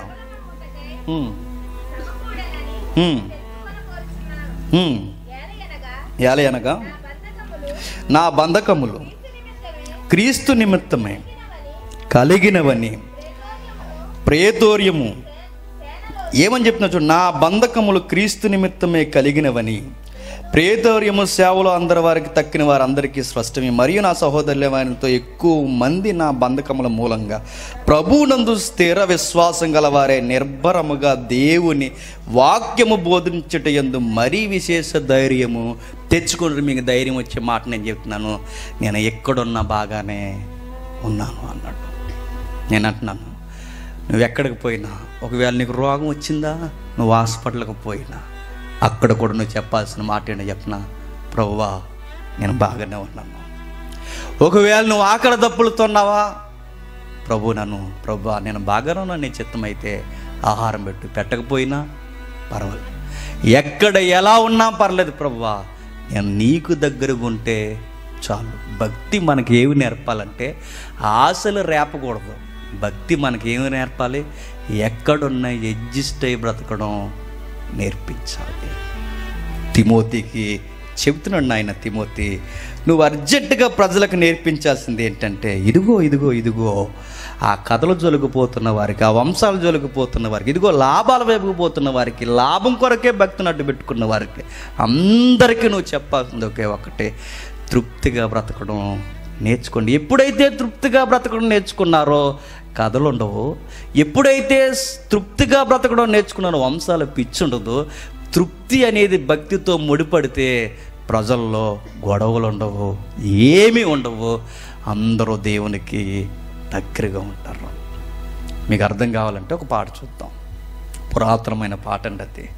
పాట చూసి మళ్ళీ కలుసుకుందాం. అప్పుడు రాసిన పాటలు చాలా అర్థవంతంగా ఉండేవి. ఇప్పుడు రాసిన పాటల అర్థాలు కూడా మనకు అర్థం అవ్వట్లేదు. ఆ రోజు పాటలకి ఈ రోజు పాటలకి చాలా వ్యత్యాసం ఉంది.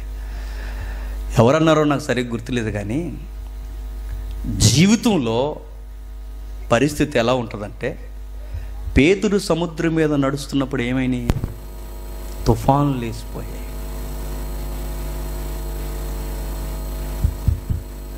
భయంకరమైన పరిస్థితులు లేచిపోయాయి. ఇవన్నీ లేచిపోయాయి. శిష్యులు కంగారైపోయారు.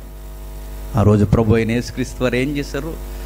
గాలిని, తుఫాన్ను, సముద్రాన్ని అణిచేశాడు. ఒక రైటర్ అన్నట్టు, సముద్రం మీద గాలిలో లేచిన తుఫాన్ని అణిచేసిన దేవుడు మన జీవితంలో లేచిన ప్రతి కష్టాన్ని, కన్నీరుని, తుఫాన్ని, వరదని, ప్రతి దానిని దేవుడు అణిచేస్తాడు. అందుకే మన బ్రతుకనే నావను నడిపించేది ఒకే ఒక్కరు, ఎవరు? దేవుడు. అలాంటి పాట ఒక ఆయన రాశాడండి, పురాతనమైన పాట. చనిపోయిన సుబ్రహ్మణ్యం గారు పాడారు. భలే ఉంటుంది పాట, ఒకసారి చూడండి, మళ్ళీ కలుసుకుందాం.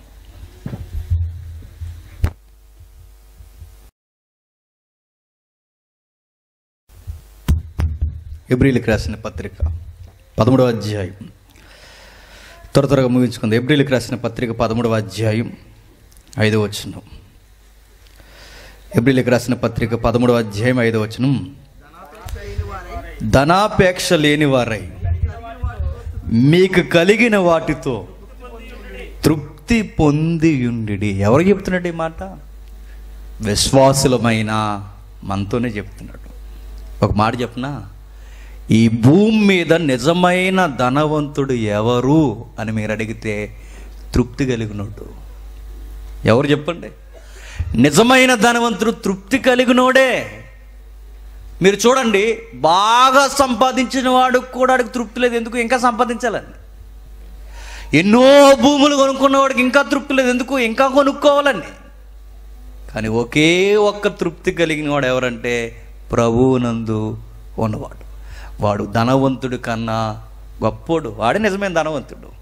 ఎవడైతే మనశ్శాంతిగా బతుకుతున్నాడో, ఉన్నదానిలో ఆనందిస్తూ కష్టాల్లో కూడా నవ్వుకుంటూ ఎవరైతే బతికేస్తున్నారో వాడు జీవితం ధన్య జీవితం. ఆ ధన్యత మన ప్రభువు దగ్గరే మనకు దొరుకుద్ది.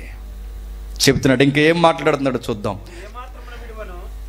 నిన్ను ఏమాత్రము ఇడువను, నిన్ను ఎన్నడూ ఎడబాయినని ఆయనే చెప్పిన కదా. కాబట్టి ప్రభు నాకు సహాయుడు, నేను భయపడను, నరమాత్రులు నాకు ఏమి చేయగలరు? ఏమంటున్నాడు చూడండి. తృప్తి కలిగిన వాడు ఎలా ఉంటాడంటే, ప్రభువే నాకు సహాయకుడు, నేను ఏ విషయంలో భయపడను, ఎందుకంటే ఆయన ఉంటే నాకు చాలంటాడు. నిజమైన భక్తి. మరలా నేను అడుగుతున్నా, మనం భక్తిలోకి వచ్చిన తర్వాత ఆశలు పెరగకూడదు. మనం భక్తిలోకి వచ్చిన తర్వాత ఎలా ఉండాలో నేర్చుకోవడం మనకి రావాలి. తృప్తిగా బ్రతకడం నేర్చుకోవాలి. తిమోతికి చెబుతూ ఇంకా కొన్ని విషయాలు చెప్తూ ల్యాండింగ్ ఇస్తున్నాడు. ఏం చెప్తున్నాడు చూడండి. 6వ అధ్యాయం 7వ వచనం. 6వ వచనం చదువుకుని వెళ్దాం. 6వ వచనం చదువుకుని. సంతుష్టి సహితమైన దైవ భక్తి గొప్ప లాభ సాధనమైంది. నిజమైన భక్తి తృప్తినిస్తుంది. దాని కొరకు మనం సాధకం చేయాలి. నెక్స్ట్ అంటున్నాడు, మనం ఈ లోకంలోనికి ఏమీ తేలేదు, దీనిలో నుండి ఏమీ తీసుకొని పోలేం. కాగా అన్న వస్త్రములు గలవారమయ్యుండి వాటితో తృప్తి పొందియుందుము. ఏమర్థమైందన్నమాట? సగటు మనిషి ఈ భూమి మీద బ్రతకాలి అంటే ఏముంటాయి సరిపోతాయని వచనం చెబుతుంది. భయం వేస్తుందండి ఆ వచనం చదువుతుంటే. మీకు ఎలా ఉందో నాకు తెలియదు. ఆ వచనం చదువుతుంటే భయం కలుగుతుంది. చూడండి, ఒక మనిషి బతకడానికి ఏముంటే సరిపోతుందంటే అన్నము, వస్త్రం. అంటే ఇల్లు లేకపోయినా ఏమి లేకపోయినా బతకలేమన్న మాటలు ఈ వచనం ఒప్పుకోదట. తినడానికి తిండుండి, కట్టుకోవడానికి బట్ట ఉంటే ఈ 60 ఏళ్ళ జీవితం ముక్కు మూసుకొని బతికేచ్చట. తృప్తిగా బ్రతకడం ఏంటంటే, ఇదిగో నీకు అన్నం ఉంది, 3 పూట్ల కట్టుకోవడానికి బట్ట ఉంది, ఇది నీకు చాలదా అని అడుగుతుంది బైబిల్. భక్తిలోకి వచ్చిన తర్వాత బయటోళ్ళలాగే ఇంకా నువ్వు కావాలనుకుంటే బయటోడికి నీకు తేడా ఏమీ లేదండి. భక్తి ఏమీ లేదండి. ఎవరు ప్రమాదకరమైన వారంటే మరలా బైబిల్ చెప్తుంది, బయటుండి సంఘాన్ని పాడు చేస్తానన్న విరోధి కన్నా, భయంకరమైన భక్తిహీనుడి కన్నా ఎవడ ప్రమాదం అంటే, భక్తిలో ఉండి కూడా సంఘంలో లాంటి కోరుకుంటూ బోధిస్తూ వింటున్న వారు ఎవరైతే ఉన్నారో వీళ్ళ సంఘానికి మరీ ప్రమాదమట. సంఘమా, నేను ఎలా ఉండాలని నీకు క్వశ్చన్ రేజ్ అవుతాయి. ఇదిగో మీరు ఇలా ఉండాలి. విశ్వాసిగా నువ్వు ఎలా ఉండాలంటే ఇదిగో ఇలా ఉండాలి. బోధకుడిగా నువ్వు ఎలా ఉండాలంటే ఇదిగో ఇలా ఉండాలి. ఒక్క మాటలో చెప్తున్నాను, ఉన్న దానిలో తగ్గించుకొని అడ్జస్ట్ అయిపోయి బ్రతకడం మనం నేర్చుకోవాలి. కీర్తన గ్రంథం 49వ కీర్తన. 49వ కీర్తన ఎంత సరళమైన మాటలు ఇక్కడ రాశాడో చూడండి. 49వ కీర్తన 16వ వచనం నుండి. 49వ కీర్తన 16వ వచనం మరలా చదవండి అన్న. ఒకడు ధన సంపన్నుడైనప్పుడు వాని ఇంటి ఘనత విస్తరించినప్పుడు భయపడకు. నీ పక్కింటో డెవలప్ అయిపోతున్నాడు, నువ్వు ఇలాగ ఉండిపోయావని భయపడిపోకు. సొసైటీలో నాతో ఉన్నవారు పెరిగిపోయారు, నేను ఇలాగే ఉండిపోయినా, నీ జీవితాన్ని చూసి నువ్వు భయపడిపోకు. అసలు భయపడవలసిన అవసరమే లేదు. ఎందుకంటే వాడు చనిపోయినప్పుడు ఏమీ కొనిపోడు, వాని ఘనత వాని ఎంట ఎల్లదు. ఒక సీక్రెట్ చెప్తుంది బైబిల్. ఏంటి చెప్పనా? పేరు ప్రఖ్యాతులు సంపాదించేవాడైనా అడుక్కునేవాడికైనా లాస్ట్కి మిగిలేదు ఒకే ఒక్కటట. ఏంటి చెప్పండి? చావు గొయ్య. అక్కడికి పోయేసరికి ఇద్దరికి ఒకే పేరు. ఏంటి చెప్పండి? శవం. అంతేక ఇద్దరికి కనబడేది ఒకే ఒక్కటే. పేరున్నవాడికైనా పేరు లేనివాడికైనా, ఉన్నవాడికైనా లేనోడికైనా లాస్ట్కి పట్టేది ఒకే ఒక్కటట. ఏంటి? వాడు చనిపోయినప్పుడు సంపాదించింది పట్టుకెళ్ళలేడు, వాడు చనిపోయినప్పుడు వాని ఘనత వాని వెంట వెళ్ళదు. మరి ఎక్కడుంటుంది వాడి ఘనత? ఇక్కడే చెప్పుకుంటాం. వెళ్ళిపోయినాడు కూర్చి మనం ఇంకా గొప్పగా చెప్పుకునేది వాడు చెప్పుకోడు, అక్కడికి వెళ్ళిన వారు చెప్పరు, మరి ఎవరు చెప్పుకుంటారు? ఇక్కడే చెప్పుకుంటాం. ఎందుకు? పోయినోడికి బుర్రలేక ఏదో సంపాదించుకుపోయాడు, ఉన్నోళ్ళకి మనకు అసలు బుర్రలేక అనుభవడుతుంటాం. అందుకే బైబిల్ చెప్తుంది ఏమని చూడండి, వాడు చనిపోయినప్పుడు వాడు ఏమి పోడు, వాడు ఏమి తీసుకెళ్ళిపోడు, వాడి ఘనత వాని అంట దిగదు. నీకు నీవే మేలు చేసుకుంటువని మనుషులు నిన్ను స్తుతించిన. అబ్బా, జీవితం అంటే వీడిదండి, ఎంత బాగా వాడు బతుకుతాడండి, ఎన్ని సంపాదించుకుంటున్నాడు, ఎన్ని మేలుకరమైనవి వాడు సంపాదించుకుంటున్నాడు. ఎవడైనా నిన్ను పొగిడితే, స్తుతిస్తే, తన జీవితకాలం అంతా ఒకడు తన్ను పొగుడుకునినను అతడు తన పితరుల తరం వరకే చేరవలను. అంటే వాడు కూడా ఒకరోజు చచ్చిపోయి నిన్ను పొగిడేవారు. అరే భలే బతికాడండి, గవర్నమెంట్ ఎంప్లాయీ అండి, నెలకు శాలరీ అండి, అదని ఇదని ఇతరులు నిన్ను పొగిడేసినా, నీకు నువ్వు పొగిడేసుకున్నా, ఎన్ని చేసినా మీ తాతలు పోయి ఎక్కడైతే పడుకున్నారో నువ్వు కూడా అక్కడికి పోయి పడుకోవాలి. మీటింగ్స్ అయిపోయి రోజు అర్ధరాత్రి మా అటు సైడ్ రాజమండ్రి నుంచి వస్తే మా ఊరు దిగేటప్పుడు మాకు శ్మశానాలు తగులుతాయండి. నాకు వింతగా అనిపించే మాట మా తమ్ముళ్ళు చెప్తుంటాను, రే మనం ఇన్ని ఊర్లు తిరుగుతున్నామా, ఎక్కడెక్కడికో రాష్ట్రాలు దాటుతున్నామా, లాస్ట్కి వచ్చి ఇదిగో మన ప్లేసు ఇదే అని జీవిస్తాను నేను. ఇంకా నా తమ్ముడు శేఖర్ ఉన్నాడు, వాడికి ఎన్నోసార్లు చెప్పాను నేను, ఇదిగో మన ప్లేస్. వింతగా అనిపిస్తుంది. నేను ఎక్కడికి పోయినా, ఏ కారులో తిరిగినా, ఎక్కడికి పోయినా లాస్ట్కి వచ్చి దాకా చీకట్లో ఆ తప్పుల్లోనే మనల్ని పడేస్తారు. ఎంత పెద్ద బోధకుడైనా, ఎంత పెద్ద సెలబ్రిటీ అయినా, ఎంత పెద్ద రాజకీయ నాయకుడైనా, ఎన్నైనా మనం ఏం పట్టుకెళ్ళిపోలేము, ఏమి చేయలేము. మనకు మిగిలేదు ఒకే ఒకటి గొయ్య. ఈ సెన్స్ మనకుంటే అప్పుడు మనకుంటుందట, ప్రభువా బతుకున్నానయ్యా, తింటున్నానయ్యా, ఇది చాలు, ఇంతకు మించి నాకు ఏం కావాలయ్యా. నీ రాకొచ్చినా పర్లేదు, నేను వచ్చేసినా పర్లేదు, వెళ్ళిపోయే నాకు, నీ దగ్గర నిలబడే నాకు ఏముంటే ఏంటి, లేకపోతే ఏంటి, ఏమున్నా నేను తీసుకురాలేను, ఏమి లేకపోయినా అక్కడికి ఏం మరలా నేను పోగేసుకోలేను, నేను బతుకుండి నీ కొరకు బ్రతికితే చాలని భక్తి కలిగిన వారు తృప్తిగా జీవిస్తారట. మరొక మాట చూద్దాం, కిందికి వెళ్దాం, ఇంకా కిందికి. అతడు తన పితరుల తరమునక చేరవలను, వాడు మరి ఏమి ఎన్నడు వెలుగు చూడడు, ఘనత నంది ఉండియు బుద్ధిహీనులైన వారై నశించు జంతువులను పోలియుండును. ఏంటట? ఘనత నొందియుండియు బుద్ధిహీనులైన వారు నశించి జంతువులయ్యుండెను. బాగా వినండి, చచ్చిపోయిన జంతువుని ఎలా అయితే మనం ముక్కు పూసుకుని పక్క నుంచి వెళ్ళిపోతామో, మనిషి చచ్చిపోయిన తర్వాత కూడా సెలబ్రిటీ అయినా ఏం చేస్తాం, 3 రోజులు దాడితే అలాగే ఉంచండి ఆయన్ని. సెలబ్రిటీ ఫోటో దిగుతాం అంటామా? 4 రోజులు వెళ్ళిపోయిన తర్వాత ఎవడైనా సెల్ఫీ దిగండి శవంతో, ఆ పెద్ద హీరోయిన్ అండి అలాగే ఉంచండి ఉంచుతారా? ఎవడైనా కుదురుద్దా? చచ్చిపోతే జంతువులకి మనిషికి పెద్ద తేడా ఏమీ లేదట, అంతా ఒకటే, అన్ని శవాలే అన్నట్టు. నేను ఓపెన్గా మాట్లాడుతున్నాను. ఎక్కడే ఉండిపోతామని ధైర్యంతో చెయ్యెత్తేవారు మనుషుల్లో ఎవరైనా ఉన్నారా? లేరు. మరిచిపోయి బతికేస్తున్న మాట ఏంటో చెప్పనా?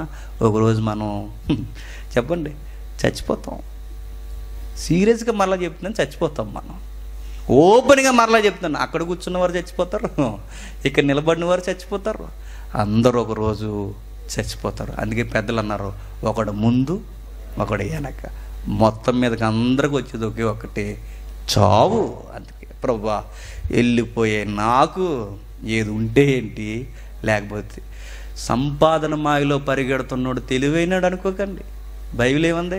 తెంగరోడు అంది. ఆడేదో పోగేసుకుంటున్నాడు, ఏదో సంపాదిస్తాడు, పోగేసి ఎవడికి ఇస్తాడు? ఎల్ఐసీలు కడతారా? ఎల్ఐసి అర్థం ఏంటో తెలుసా? చచ్చిపో డబ్బులు ఇస్తామని. ఏంటనుకుంటున్నారు అర్థం? అది నువ్వు చచ్చిపోతే 5 లక్షలు వస్తాయి నీకు. చాలామందికి తెలియదు చెప్పినా, చచ్చిపోతే బాగుండు అనుకుని మరి కడతారో నాకు తెలియదు, ఎందుకు కడతారో తెలియదు, కానీ 5 లక్షలను కడతారు. విషయం ఏంటంటే నువ్వు చచ్చిపోతేనే వస్తాయి ఎక్కువ డబ్బులు. అది నువ్వు పెద్ద పాలసీ కట్టావు, నీ అనుకున్నోడికి ఎవరికైనా తెలిసిందనుకో ఏం చేస్తాడు? ముందే చంపేస్తాడు గొడవ లేకుండా. నీకు తృప్తి లేదు, అనుకున్నోడు తృప్తి లేదు. ఈ తృప్తి లేని బ్రతుకులు మనల్ని ఏం చేస్తాయి చెప్పండి? ఎదుటోళ్ళతో గొడవలు వస్తాయి, కలహాలు వస్తాయి. భక్తి ముసుగులో కూడా సంపాదన నేర్చుకుంటే అక్రమైన వక్ర బోధలు వస్తాయి, అన్నీ మారిపోతాయి. సంఘాలే అతలాకుతలం అయిపోతాయి. ఒక్క మాటలో చెప్పాలంటే వివాదాలకి పెద్ద పీటేసేసి వాడు చెడిపోతాడు, మనము చెడిపోతాం. అందుకే ఎలా బ్రతకాలో చెబుతున్నాడు. ఇక తిమోతి పత్రిక మరలో వచ్చేద్దాం, చదువుదాం. తిమోతికి రాసిన మొదటి పత్రిక 6వ అధ్యాయం 7వ వచనం వెళ్దాం అన్నా. మనం ఈ లోకములోనికి ఏమీ తేలేదు, దీనిలో నుండి ఏమీ తీసుకొని పోలేము. కాగా అన్న వస్త్రములు గలవారమయుండి వాటితో తృప్తి పొందియుందుము. ధనవంతులగుటకు అపేక్షించువారు శోధనలోను ఉరిలోను అవివేకయుక్తములు హానికరములైన అనేక దురాశల్లోనూ పాడుదురు. బాగా విందాం. ఈరోజు నేరాలు ఘోరాలన్నీ జరగడానికి కారణం ఏంటి చెప్పండి? సంపాదించాలి అక్రంగా, అడ్డ మార్గంలో అడ్డంగా వెళ్ళిపోయి తక్కువ టైంలో ఎక్కువ సంపాదించాలి. ఈ మోజే ప్రజల్ని ఏం చేస్తుంది? నేరాల వైపు నడిపిస్తుంది. బైబిల్ ఏమందంటే, ధనవంతులగుటకు అపేక్షించేవారు ఖచ్చితంగా వారు శోధనలో పడతారు, నెక్స్ట్ ఊరిలో పడతారు, నెక్స్ట్ అవివేకులుగా మిగిలిపోతారు. ఇలాంటి పని చేసాడేంట్రా వీడు, డబ్బు కోసం గడ్డి తినే రకమయ్యుడు అని ఆ రోజు కూడా తెలిసిపోతాడు. ఇంత అవివేకమైన పనులు చేస్తారు. నెక్స్ట్ దురాశ, హాని, ఇవన్నీ చేసి చివరికాలకు మిగిలేదంటే నష్టాల్లోనూ నాశనంలోనూ మునిగిపోతారు. ఏం చెప్తున్నాడు చూడండి, కొన్ని పదాలు ఉపయోగించాడు అక్కడ. శోధనలో అన్నట్టు. శోధన అంటే డబ్బు మీద మోజు బాగా ఎక్కువైపోయింది అనుకోండి, టెన్షన్ వచ్చేస్తుంది మనకి. శోధనలు ఎక్కువైపోతే నిద్ర రాదు, నిద్ర రాకపోతే షుగర్ వచ్చేస్తే ఏమవుద్ది? డాక్టర్ గారు చెప్పేదారు కొన్ని కూరలే నువ్వు తినాలి అని. అప్పుడు ఏం చెప్తారు డాక్టర్ గారు? ఇదిగో నువ్వు గంజే రేపు నుంచి అనగానే అప్పుడు మనకు అర్థమైంది, ఎంత శోధన తెచ్చింది నాకు అనుకుంటాం. అప్పుడు మనకు అర్థమైందా? ఓ టెన్షన్ ఫీల్ అయిపోయి పోగేసేయడానికి రాత్రి పగలు డ్యూటీలు చేసేస్తుంటారు చూసారా? ఏమొస్తుందో టైం నిద్ర. దేవుడు 12 గంటలు రాత్రి 12 గంటలు పగలు ఎందుకు పెట్టాడు? పగలంతా కష్టపడి రాత్రి నిద్రపోతావని. నిద్రపోయే టైంలో నువ్వు డ్యూటీలు చేస్తే నీ ఆకారం ఏమైపోద్ది? చెడిపోద్ది, నాశనం అయిపోద్ది, భయంకరమైన ఇబ్బందుల్లో పడిపోతాం. విచిత్రముగా మన ఆరోగ్యాలు దెబ్బతినేస్తాయి. అప్పుడు మనకు అర్థం అవుద్ది, ఈ పిచ్చి లేకపోతే బాను. అప్పుడు సంపాదించిందంతా మనం దేనికి పెడతాం? హాస్పిటల్కి పెడతాం. ఏం సుఖం ఉంది? మా డిపార్ట్మెంట్లో చాలామంది అండి స్టార్లు పెరిగితే మాకు ర్యాంక్ సీనియారిటీ పెరిగే కొద్ది 1 స్టార్ 2 స్టార్లు 3 స్టార్లు, 3 అంటే సిఏ లెవెల్, తర్వాత ఆ స్టార్ దగ్గర డిఎస్పీ లెవెల్ అనమాట. ఇంకా స్టార్ పెరిగిపోతే అడిషనల్ ఎస్పీ, జిల్లాకి ఇంకా అదే సుప్రీం. ఇవి పెరుగుతున్నప్పుడు చాలామంది ర్యాంకర్స్ పెరుగుతున్నప్పుడు నేను చాలామంది చూస్తుంటామండి. మా ఈ పోలీస్ గ్రూప్లో ఖచ్చితంగా ర్యాంకులు వేసుకునే టైంలో ఎస్ఏ లెవెల్కి ఏఎస్ఏ లెవెల్ దాటి ఎస్ఏ లెవెల్కి సిఏ లెవెల్కి వస్తున్న టైంలో ఎక్కువ మంది ఆరోగ్యాలు దెబ్బతిని ఉన్న పాటన ఒకసారి చచ్చిపోతారు. ఇన్ని రోజులు మా డిపార్ట్మెంట్ ఒకటే కాదు, పంచాయతీ కానీ వైద్య శాఖ కానీ ఏదైనా మీరు చూడండి, వాళ్ళందరూ సంపాదన పరిగెడతారు. వెనక్కి తిరిగి చూసుకుంటే వాళ్ళ జీవితంలో ఉండదు ఒకే ఒకటి, డ్యూటీ. ఇంత సంపాదించి దాచుకొని ఏమైనా సుఖపడ్డారంటే సుఖపడదు అమ్మయ్య అని రిటైర్ అయ్యే టైంకి వెంటనే ఏదో ఒక రోగం వచ్చి ఏమవుతుంది? చచ్చిపోతారు. ఏం సుఖం ఉంది చెప్పండి? ఏమీ లేదు. ఉద్యోగాల్లో సుఖం లేదు, ఎక్కడ సుఖం లేదు. మరి ఎక్కడ దొరుకుతుంది అయ్యా అంటే మనకు ఒక మాట ఉంది బైబిల్లో, ప్రయాసపడి భారం మోసుకుంటున్న సమస్త జనులారా నా యొద్దకు రండి, పీస్ అంటే ఏంటో నేను నేర్పిస్తాను అన్నాడు ఆయన. శాంతి సమాధానం తృప్తిగా బ్రతకడం అంటే ఏంటో నేను నేర్పిస్తాను. నా దగ్గర నేర్చుకోండి. పౌలు నేర్చుకున్నట్టు, తిమోతి నేర్చుకున్నాడు, అపోస్తులు నేర్చుకున్నారు, ఆది సంఘం నేర్చుకుందే. మనం కూడా నేర్చుకోవాలి. ఆయన దగ్గరికి వెళితే మనం నేర్చుకుంటాం. ఊరిలోను శోధనలోను, ఊరంటే బాగా అర్థం అవ్వాలంటే చిన్న కథ ఉంది ఇక్కడ. కథ అంటే కల్పన కథ కాదు, ఇది అర్థం అవడానికి. కోతుల్ని పట్టుకుంటారు తెలుసా? కోతుల్ని కొన్ని ఏజెన్సీల్లో ఎలా పట్టుకుంటారంటే, కోతుల్ని సొరకాయలు ఉంటాయి చూసారు, సొరకాయలు పొడవుగా, ఆ సొరకాయని బాగా ఎండబెడతారు చాలా స్ట్రాంగ్గా. మధ్యలో కన్నం చేస్తారు.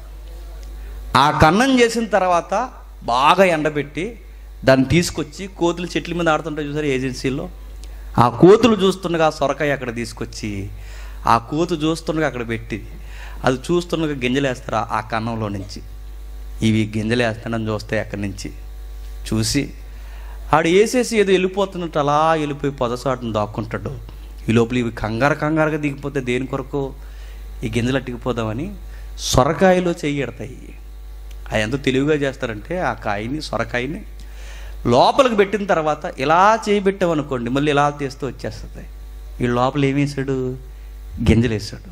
కోతుకుండే కంగారు ఏంటంటే, లోపల పెట్టిన తర్వాత గింజలు గుప్పుడు నిండా పడేసుకుంటాయి. అవి పట్టుకున్న తర్వాత చెయ్యి ఇలా లేదుగా, ఇలా ఉందిగా, లాగుతుంటాయి రావు, లాగుతుంటాయి రావు. ఈ లోపల పొదసాటును చెప్తాడు, బంగారం వస్తున్నాను అంటాడు. ఎవరు? ఏటగాడు. ఆడు వచ్చిన వెంటనే ఆడిని చూసి ఇంకా కంగారు అయిపోతుంటాడు, లాగేస్తుంటుంది, వదలదు. ఓ పక్కన చేతి నిండా దొరికేసాయి, మరో పక్కన ఆడు వచ్చేస్తున్నాడు, చావు వచ్చేస్తుంది.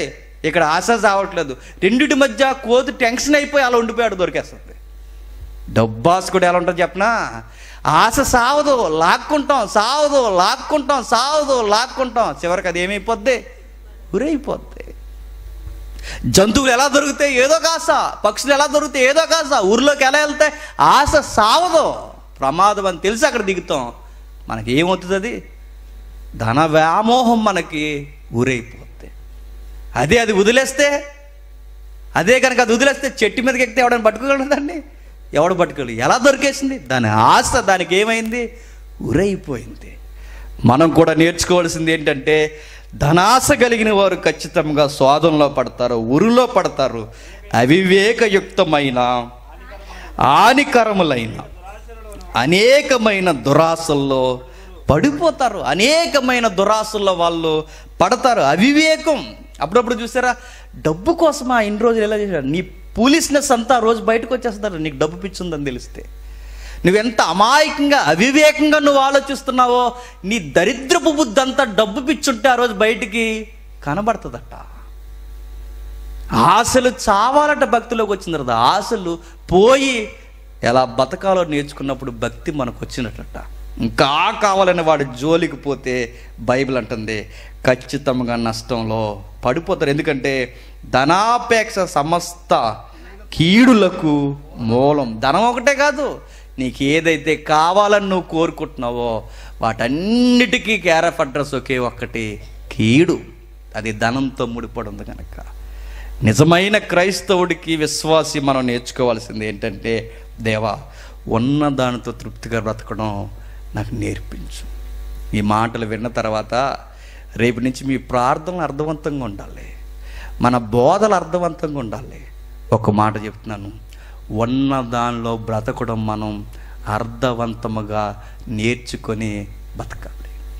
ఇది మనకు నేర్చుకోవాల్సింది. ఎంతకు మించి ఇంకేం కావాలి చెప్పండి? ప్రభువు మనకి ఇచ్చింది ఇంకేం కావాలి? ఆయన వచ్చిన తర్వాత, భూలోకానికి వచ్చిన తర్వాత ఆయన ఏమన్నాడు చెప్పనా? ఇంకెక్కడ ఏమేమి ఎత్తుక్కోకండి అన్నాడు ఆయన. ఎందుకంటే మిమ్మల్ని ఒక రోజు వచ్చి నేను తీసుకెళ్ళిపోతాను. ఇక్కడ ఏమి ఎతక్కండి, ఆరోగ్యాలు ఎతక్కండి, సుఖాలు ఎతక్కండి, ఏ విషయంలో మీకు తృప్తి దొరకదు. మీకు నిత్యము ఉండిపోయి ఒక జీవితాన్ని ఇస్తాను, దాని మీద గురి పెట్టుకుని మీరు బతకండి. నా రాక కొరకు ఎదురు చూడండి, నేను వస్తా. ఇదిగో మీకు, ఆ లోకానికి, మీకు దేవునికి అడ్డుకుండిపోయిన పాపాన్ని బలి చేయడానికి మీ కొరకు నేను భూమి మీదకి వచ్చా. పాపులను రక్షించడానికి ఆయన వచ్చాడు, మన కొరకు బలైపోయాడు.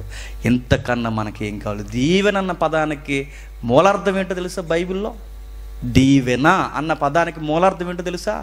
గ్రీకులో దీవెన అంటే ఉన్న దానిలో సంతోషంగా ఉండడమే దీవెన. అది దీవెన అంటే. దీవెన అని ఏవో చెప్పారు మనకి.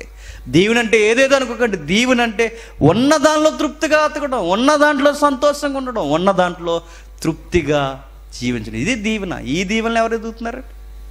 ఎంతసేపు టీవీల్లో ఏమైనా పడుతున్నాయి? టీవీల్లో చెప్పండి మీకు ఇల్లు కావాలా, చెప్పండి మీకు ఏం కావాలి, చెప్పండి మీకు డబ్బులు కావాలి, అప్పులు కావాలి, ఇవన్నీ ఎలా ఉన్నాయి చెప్పినా? సంతూరు సోపు కొనండి, లక్ష కొనండి, ఇంకా చెప్పండి ఇదిగో కొత్త బ్రాండ్ కొనండి, ఇవి ఎలా ఉన్నాయి? అడ్వర్టైజ్మెంట్లో ఉన్నాయి. అది వక్రమైన బోధ కథ అవుతుంది తప్ప మీ జీవితాల్ని బాగు చేయదట.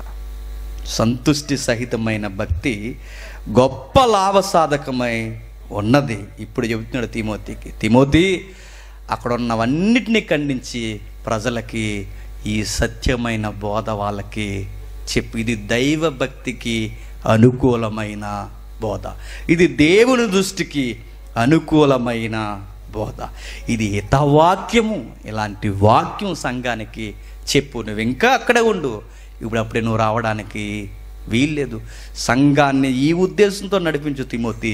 ఏ స్థితిలో ఉన్న బ్రతకడం విశ్వాసులుగా నేర్చుకోవాలని వాళ్ళకి చెప్పు. అప్పటి వరకు నువ్వు అక్కడే ఉండని ఆయన కష్టాల్లో కన్నీళ్ళ ఉండి పౌలు గారు అన్నారు, నేను బాగానే ఉన్నా, నువ్వు బాగానే ఉన్నావు, మన ఇద్దరిలా బతకాలని ఆ సంఘానికి చెప్పు. ఈరోజు నేను చెప్తున్నాను, మీరు వింటున్నారు, మీరు రేపు మరొక విశ్వాసికి చెప్పండి. ఎలా మనం బతకాలంటే ఒకే ఒక్కటే, బ్రదర్, ఉన్నది మనకుంది చాలు, తృప్తిగా బతికేద్దాం. దేని మీద ఆశలొద్దు, లేనిపోని కొని తెచ్చుకోవద్దు, ఉరుతాళ్ళలో ఏవి బిగించుకోవద్దు.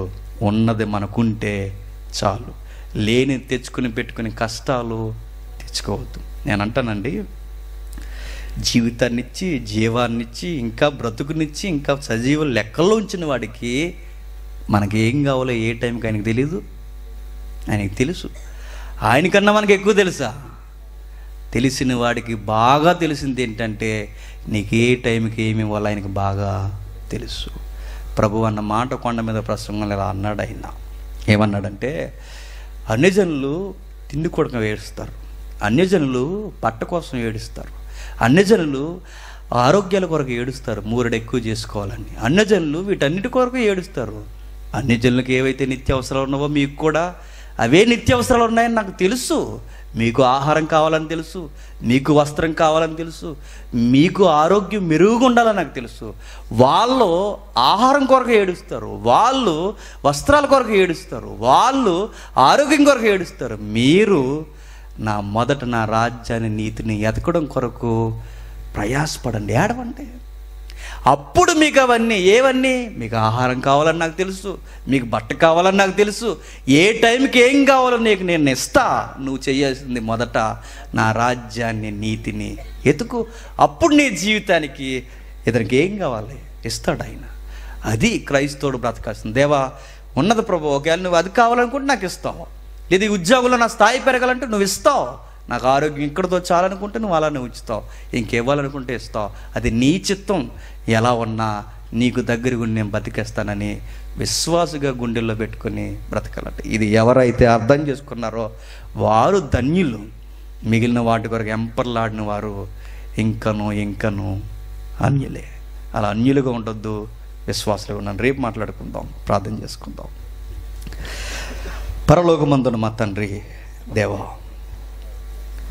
ఈ బలమైన సంగతులు మాకు అందించారు తండ్రి. తండ్రి, ఏం కావాలని మీ దగ్గరికి మేము వచ్చాము తండ్రి, మమ్మల్ని ప్రశ్నించారు. ఇక మాకు ఏం వద్దు దేవా, మాకన్నా లేమిలో, బాధలో, కష్టాల్లో ఉన్నవారు ఎందరో ఉన్నారు తండ్రి. వాళ్ళకన్నా తండ్రి మెరుగైన స్థితిలోనే మమ్మల్ని ఉంచారు తండ్రి. తండ్రి, ఇంతకన్నా స్థితి తండ్రి మాకు అవసరం లేదని ఒప్పుకునే మనసును మాకు దయచేయండి.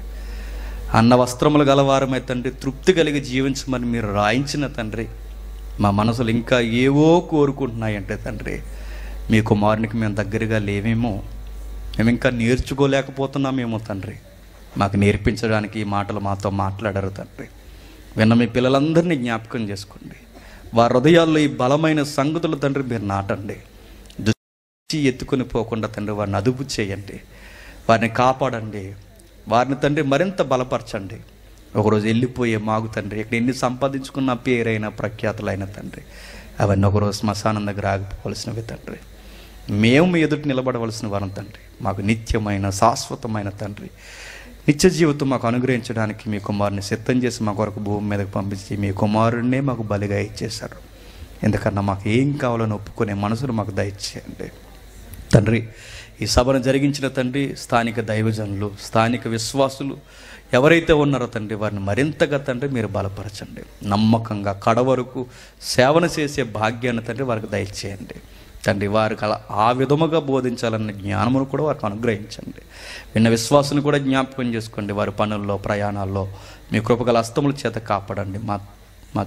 మా తోటి సేవకులను కూడా మీరు జ్ఞాపకం చేసుకోండి తండ్రి. మా తోటి సహోదరులను కూడా మీరు జ్ఞాపకం చేసుకోండి తండ్రి. వారి ప్రయాణాలు, వారి సువార్త పరిచర్యలో, వారి సంఘాల విషయంలో తండ్రి మరింత బలపరుస్తారని కోరుతూ మేము ఒకరినొకరు పురుగొలుపుకుని తండ్రి మీ కుమారు రాక జరగడమో మేము రావడమో తండ్రి రెండిట్లో ఏది జరిగినా తండ్రి మీ ఎదుట తండ్రి నిజాయితీగా నిలబడే భాగ్యాన్ని మాకు అనుగ్రహిస్తారని కోరుతూ సమస్త మహిమ ఘనత మీకే ఆరోపిస్తూ క్రీస్తు నామమున ప్రార్థన సమర్పిస్తున్నాం తండ్రి. ఆమేన్. సెలవు.